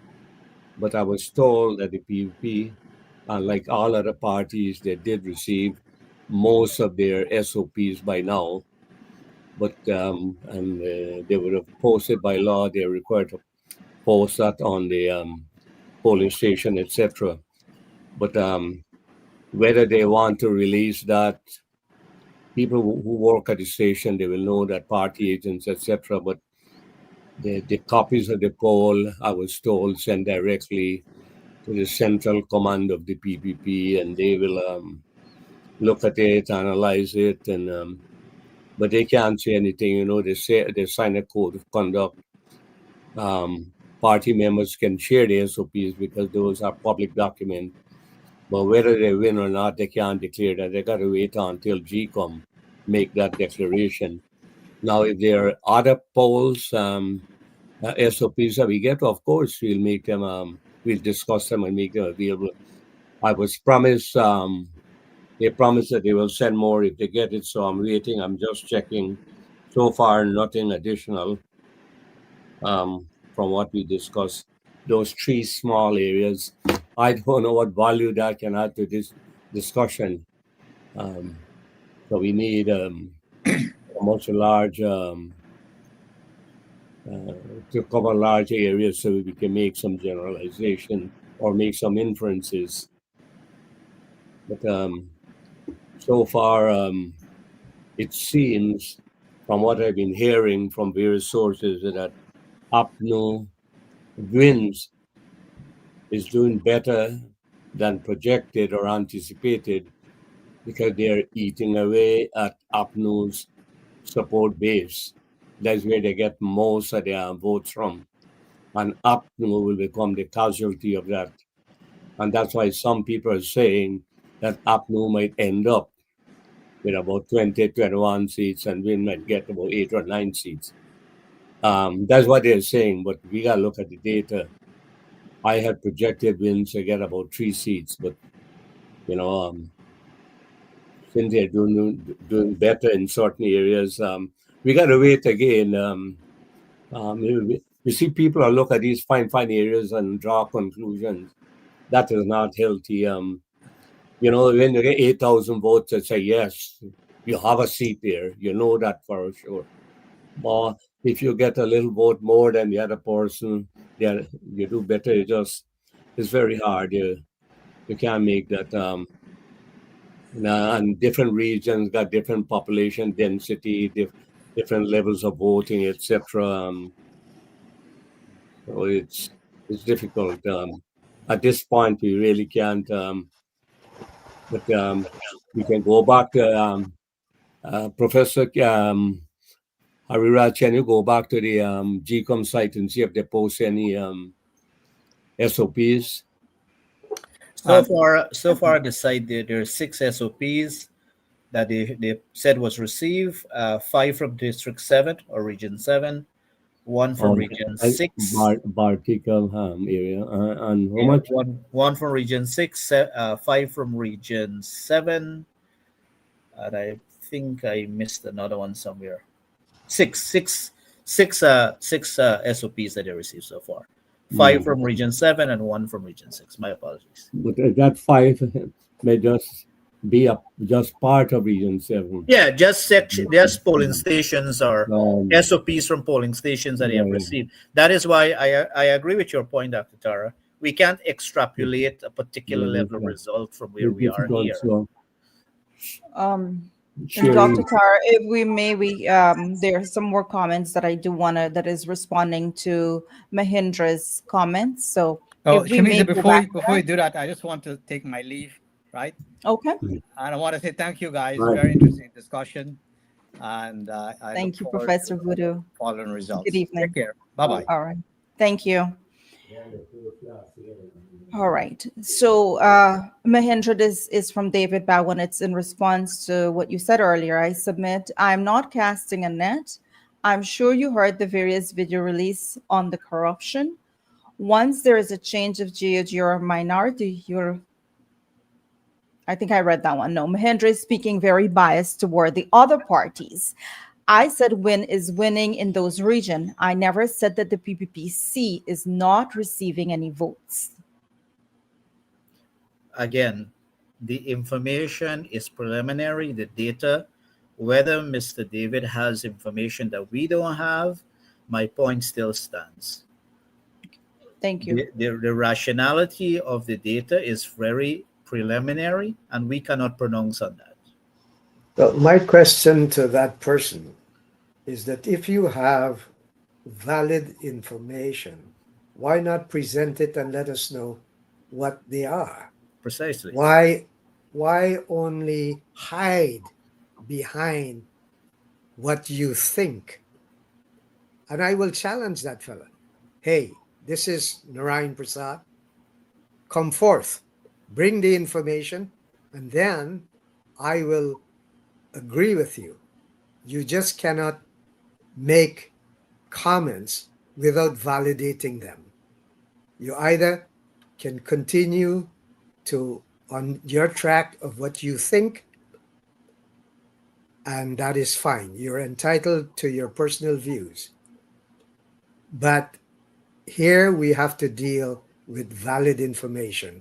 And if you can produce that information, then we will acknowledge that you're correct. Dr. Narayan, I'll even go ahead and say this. Listen, while David is entitled to his own opinion, unfortunately, he's not entitled to his own fact. So, to your point, if he has factual, authentic information and he's willing to share them with us, we're willing to debate or speak on that. But I don't think we need to legitimize his claims any further. Dr. Tara, do you have any information you want to share with us? I know you stepped away for a moment. You're muted. Some of the centers that they have for the PP. I know they have closed because most of the returns from the various stations have been set to central command in PPP, and so people have gone home, and the central command, they will look at it and review it. But I think that how much they got to get SOPs from almost 2,900. How many? 2,700, I believe. 2,700. 2,700 SOPs I got to get. So that will is a long draw. That will till tomorrow afternoon we will get a clearer picture of that tomorrow. Yeah, till tomorrow afternoon. So and it's pointless. So we can't analyze small area, and it's totally meaningless. It's useless. Um, but what is seemed to be more than from talking to people is that WINS is making good inroads into APNU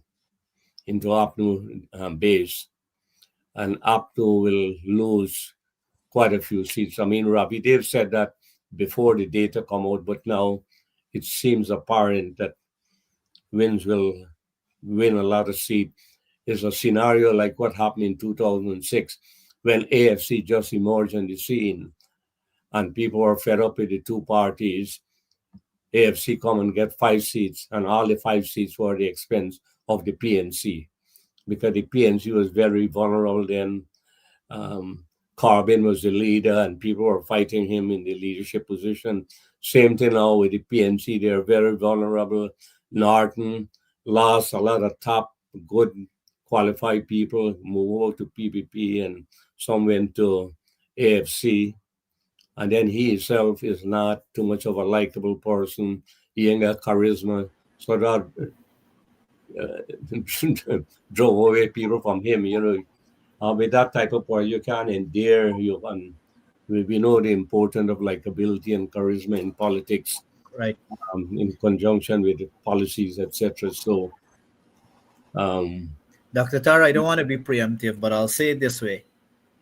While I agree and I embrace all the points you made about WIN being the alternative against, a failing or a dismantled PNC, I believe you will soon grow accustomed, or we will grow accustomed in the coming days, given the trajectory that WIN perhaps is going, about sheer governance and collaboration with the smaller parties. And I think the information is not surprising, but this is solidifying that the PNC, as of a bygone era, people have stepped away from that level of political ideology of racism and intimidation.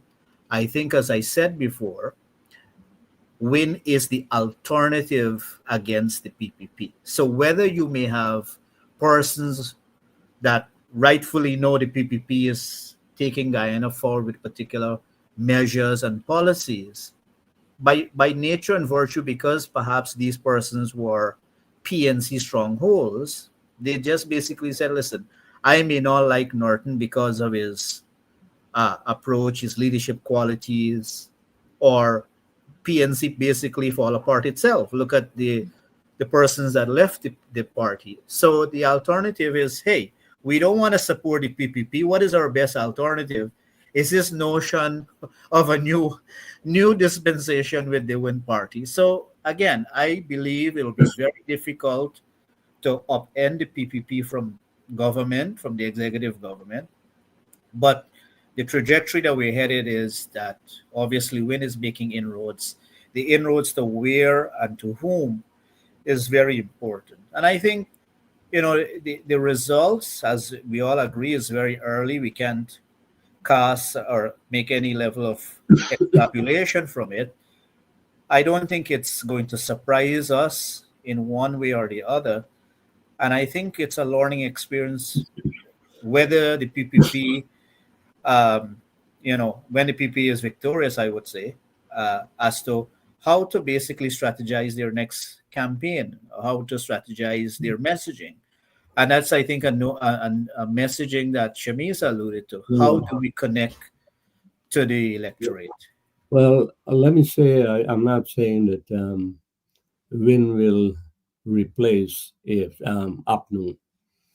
Apnu will be there, but the Win is coming up like a third force as the AFC. But whether they continue is a different matter because he's sanctioned, he's before the court for defrauding revenue, and after this election, they will go after him. There's no doubt about that. And once that happens, the whole dynamics of the win momentum will crumble. You just look at it that way. People are not seeing that right now.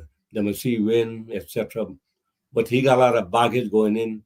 No action could have been taken to him before the election, or else they would have said political interference.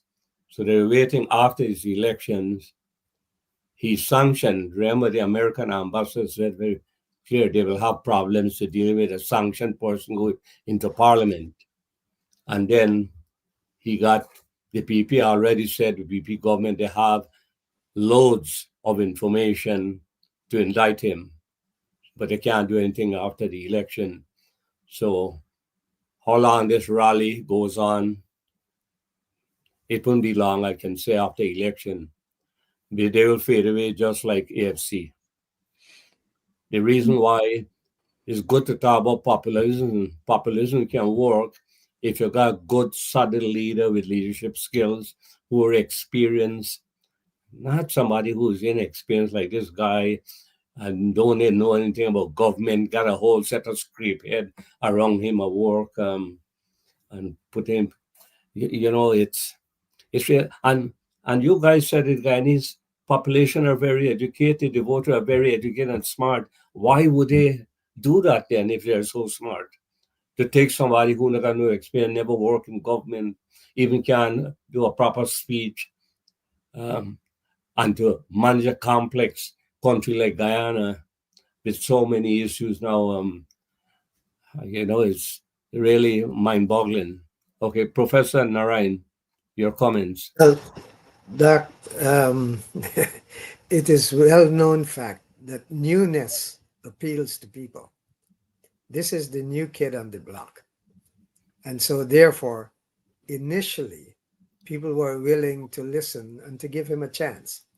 And especially with his messaging that he don't need the money and he is going to share the, whatever is accrued from the oil. And was mentioned, one of the questioners said it is because of oil. Now that's a very silly comment because not all of Guyana's revenue come from oil. Only, a portion of it, maybe close to 40%, but it's not the total revenue.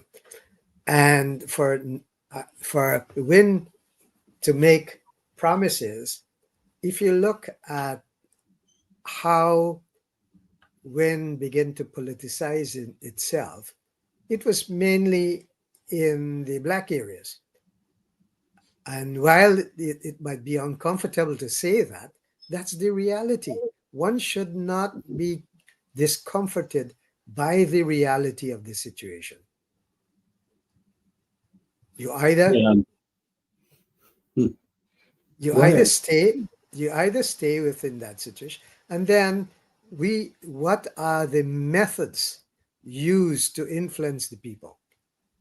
So there was always questions as to how the people are being influenced. And so when you take all of these things into consideration, yes, one would expect Win to make inroads into the Apnu areas. But can it sustain that inroad? Can it sustain the support that it has been able to accumulate to this point in time? That is the major question. And I don't think it can, and I don't think it will. One of the things that the common tendency is to say that what floats to the top but this what floats to the top but the scum. And after a while, people will begin to see that right now he Win and Hazruddin has been able to influence some people, has been able to gain some support, has been able to accrue some popularity, but how far that extends into the entire Guyanese population is still questionable. You Thank you. see, we Dr. have Tara, let me just address this person, Mandela Gandhi. We have welcomed comments that of people who didn't disagree with the panel, but if you're going to be disrespectful to the panel, we will block you. This is your first warning. mhm. Yeah, Professor, you finished? Yes. Yeah. Well, the thing is that if you got loads of money and pay people, anybody will run after money, whether Indian, African, Amerindian, anybody. That's logical. You give money for vote for your people, take it. Um, and that is what induced him. That's why I said if this guy was a billionaire, you think anybody will go with him? It's logical. People don't care about policy or what you have to get. They get the money and they're gone. Then you promise them you get them some 1,000, like Thomas said, 5,000 US, and and all these things. So people are run for those things. Sometimes I question the how smart Guyanese voters are really indeed. Anyhow, in New Amsterdam, I just got some figures here. Apnu did well again there. Win did, they get 1,264 votes as opposed to 1277 from Apnu. So they beat Apnu by seven, and PPP got 2,000. Well, it's good that PPP win New Amsterdam because I don't think the last any win that. But that might just be, I don't know if that's a complete count. There's 24 and 4,400 votes. So it looks like that's a complete thing, but I'm not sure. But Win did well there again, and that's as you know was Apnu stronghold. Historically, they all win that, but PP has been making gradual inroads here too, and now they lead their 2,000. So Dr. Tara, let me ask the panel and this question. just now an Apnu Win says categorically they will win region 6. I don't know what basis, but they said that based on the polls or whatever. Yeah, go ahead. Uh, and I guess I'll start with Mahendra. Did you imagine Win taking the votes that they're taking right now? If I, Would you Again, have seen this coming? I think I alluded to this earlier. I do believe Win would have amassed votes because, as I said, and Dr. Narayan pointed to it, is a notion of the new, fresh face to politics. While it may not be attached to policy or leadership qualities, I think the notion there of a change or newness somehow dissuade people. So that's one factor. The second arm of this point is the alternative to the PPP that perhaps has more resonance or appeal to the population as is. I don't think Norton has articulated that narrative or spirit. I think the smaller parties, AFC perhaps is disbanded, they are done. The other parties from Amanzo, they are very small to make any inroads. So again, looking at the alternative between APNU, PPP, Win is making those inroads. And as Dr. Tara revealed, seems to be a communal trend that while they're taking votes in areas where the PNC, where APNU has performed well in the past. So again, while it's early to extrapolate a particular result, at least the pattern is you know giving us some insight as to how they are affecting or swaying sort of the dispensation of the vote. Thank you. Mhm. Mr. Yeah, Narayan well, Prasad? Yeah, the it's easy to look at a segmented analysis, and in a segmented analysis, which means that there are particular areas that you can assess the gains of the parties or the acquisitions of the parties, but it is not the totality of that area, Of course. like region 6. It is not the totality of the vote. So segment wise, yes, there are going to be gains, but where there are population densities, greater density, it will take a longer time to report on the vote counts, and that can that can balance or even wipe out the gains that has already been accrued by one party or the other, because in proportion to the total population is how we need to assess the votes. And yes, when it might seem like in the segment, in certain segments is making gains, but in the total population, it's still to be decided. And I'm not convinced that they have that universal appeal. mhm. Thank you. Yeah, well, what is interesting, going back to Region 4, where Attorney General Anil says that they can win Region 4. Now, in 2020, PP got 81,000 votes. Do you think that they can better that in this election, given their performance at rallies, etc.?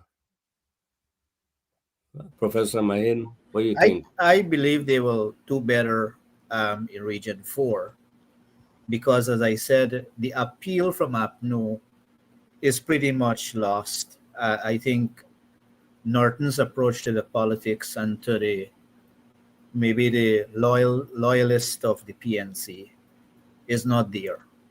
So the inroads that we're seeing is either persons will abstain themselves, no, don't vote, or if they're going to go to the polls, they will be convinced or be if they're right thinking, will say, hey, this is what we have seen over the last 5 years and cast their vote in an informed fashion for the PPP.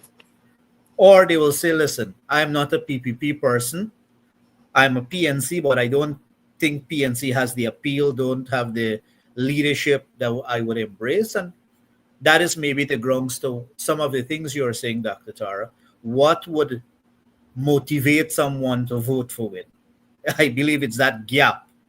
It's that Well, gap where they don't have the alternative or they are so maybe disgust with the PNC's mhm. narrative and approach. You just say, hey, let's try something else. And that something else, unfortunately, is the Well, Win Party. well, Win seem to be doing well in all the PNC strongholds, New Amsterdam. They're likely to do well in Georgetown as well. And don't be surprised if they come in with over 20,000 votes in Georgetown. And you've got to watch Region 1. Region 1, they might come in with 3,000 votes here, as well as Region 9. So Okay. I can see them getting quite a few seats. The pattern is there. And if they can do well in New Amsterdam, they will definitely do better in Georgetown. There's a base, there's a strength, Georgetown. So we'll see. I'm anxiously awaiting Georgetown results. Okay, Dr. Tucker, while we're doing that, we'll go to some of the comments. We have Gordon Soon says, if New Amsterdam SOP is true, then Win will split votes with, well, APNU. Win 10 seats and APNU 17 seats. What? If New Repeat. Amsterdam SOP is true, then Win will split votes with APNU. Win can win 10 seats and APNU 17 seats. Herbert Allen says, yeah, go ahead. You see, at this point, I don't know if the New Amsterdam was a complete New Amsterdam or a segment of New Amsterdam, etc. Because I think that New Amsterdam should have a greater population than that, but I don't know. I got to check it, but I wouldn't want to make that kind of inference. But if the total turnout is about 60%, it means that you got to get about maybe about 7,300, 400 votes to get a seat. So for Wins to get 10 seats, you're talking they got to get over 70,000 votes. And I don't know if that is possible. So that is something we got to look at very carefully. It all depends on the voter turnout, because that will determine how you compute the number of votes for each seat. So, I mean, it's early days. We are just we're just taking the comments as they come in too. Speculating. But PP will be returned to power. There is no doubt about that. But the question is the margin. And Professor Narai hold on to 36. I still hold on to 36. Ravi Dev to 35. Dr. Ganga Ramdas is not here. He's not well, but he suggests 36 or something like that as well. 35, 36. Professor Hariraj, what your? Yeah, I believe it's around that number too. I don't see PPP not gaining seats. So from the 33, I believe they will grow 3-4 seats. So that my number is consistent with the projections. Mm-hmm. So that's why I think that but it's good to educate our people, to tell them how the seats are allocated, and not many of us know how the seats are allocated. It's a simple arithmetic. The number of votes for seats is just multiplied by your total number of valid votes. You divide by 65, you get a seat. How you compute the regional seat is that each regional seat, you can have just 5,000 votes in a region and get a seat, like in Region 8. Now, in Georgetown, for you to get a regional seat, you got to divide that 230,000 by 7, almost 22,000 votes you have to get before you can get a regional seat. So when you compute the national seat, you divide the total valid votes by 65, you get 65 seats. But how you like now the regional seats now, every party, if you get one party get 200,000 votes, you divide them by the number of seats. So you get, say, PP get 33 seats. What they have to do now from the 33 seat, you minus the regional seats, and then you're left with what you call the top-up seats, which is the 40. I mean, I know it's hard to explain it here, but that is essentially how it's being computed. That if you look, and of course, you can get, say, if you require 7,500 for a seat, you can get 6,000 votes and still get a seat through the fraction method. Because sometimes you divide, you don't get to the full amount, 65, you may start short at 3. So those parties that coming in with the highest fraction get priority. One, your second highest fraction. Two, the third highest get the third seat. So you can get below that. Yeah, Anyhow, yeah, sorry, Professor. one of the things that Mhm. we have one of the things that we have to keep in mind in Region 4 is that you have to look at the demographic clusters and the changes in these demographic clusters. If you look at Georgetown today, as opposed to 5 years ago, you will find that the socioeconomic status of people has changed considerably. Well, while it is not pervasive throughout the area, it is very, very vivid when you look at the demographic. So we cannot go and look at the last voting pattern and then thinking that that pattern will hold, given that the changes in the demographic clusters based on socioeconomic status.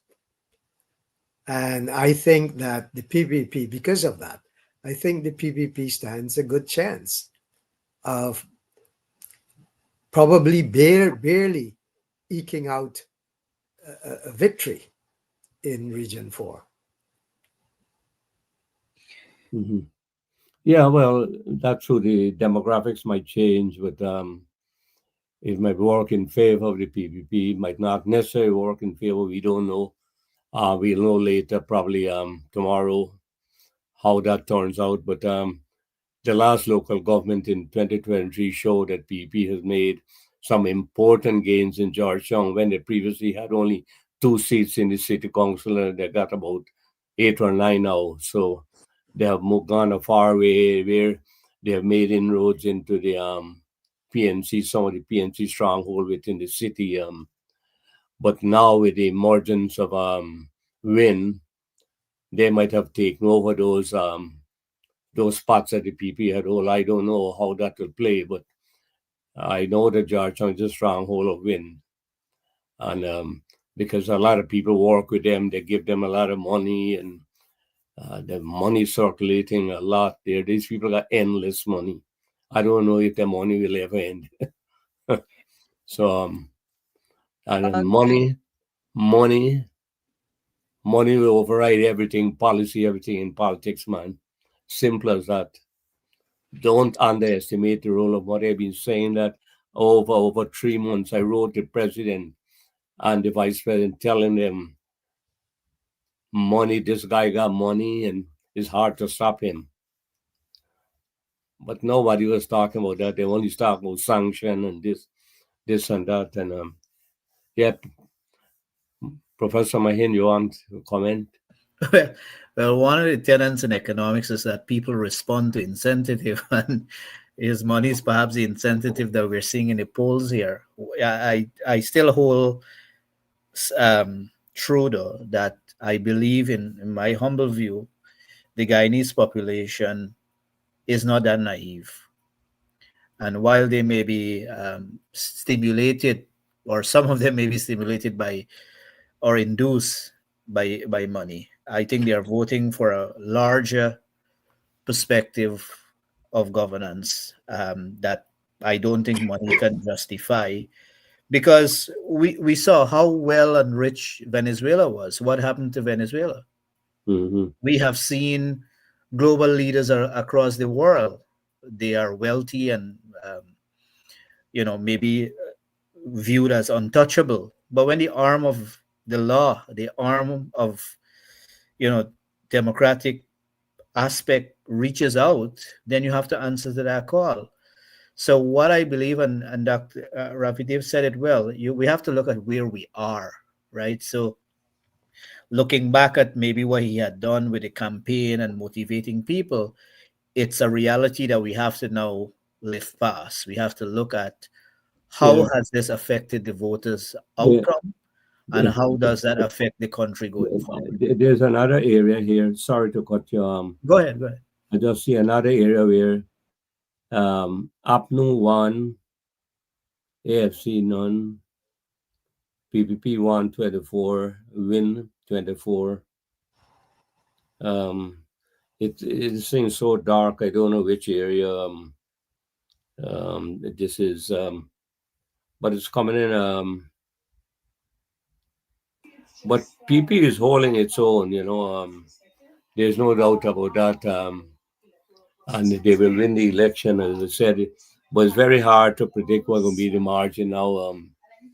And because Win is doing good, but that doesn't mean you detract from what the PPP, because they are eating into the PNC APNU support base, and that will create serious problems for Norton. After this election, Norton might got to resign. He might got to resign. And talking about um, Populous, this lady, Amanza Walter Desir, she's bright, articulate, beautiful, everything. She should have been the leader of the PNC APNU. I would see a different response. Uh, but unfortunately, you know, Norton wanted to be the leader, and so that's it. The political power struggle, and anyhow, we're gonna wrap up this session. It's pointed because I don't think we're getting any more results for tonight. Everything, because I'm not seeing anything else. Let me just check one final time. Um, Yeah, doctor. While you do that, on the GCOM website, it's saying that they receive 17 I SOPs, see and a regional they receive 15. I see a note from Randy, who's advisor to the president, Professor Randy Prasad. He said the PP doing well in Enmore, over 90%, and in Cane Grove, which is where I go to Mahaika, the side road going in. So, so as you know, the areas that Win is making some progress is really, as Professor Main noted, in the Afro-Guyanese strongholds, the APNU strongholds, they're doing well. But the PP, as this two two areas suggest, they're strong behind the PVP. And what else? So anyhow, so Professor, I ask you to make your closing remarks. Professor Narayan.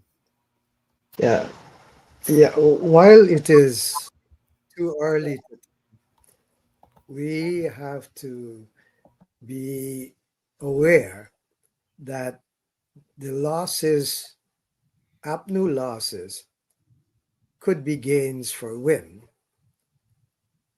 But the question later on is, does that erode racial politics within the country?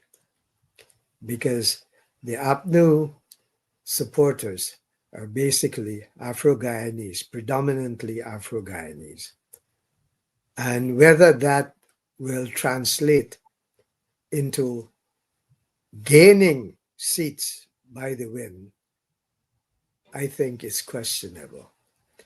Because while the votes right now, it might seem that it is making inroads or it is gaining in the APNU areas, in totality, when the votes are taken as a whole, it might tell a different story. And so it's left to be seen. And I don't want to make any prediction with regards to Win, but I still would make the prediction that the PPP will come away with 36 seats at least. 36 seats. Professor Mahin, in making a final Sure, statement, Sure, Dr. Win, Tara. Win has said that if they don't win this election, there'll be trouble. You want to make a quick comment on that before we Sure, move? and as I said earlier, with respect of the fake, publication of these SOPs, is to really, I would want to say, preempt some level of mischief.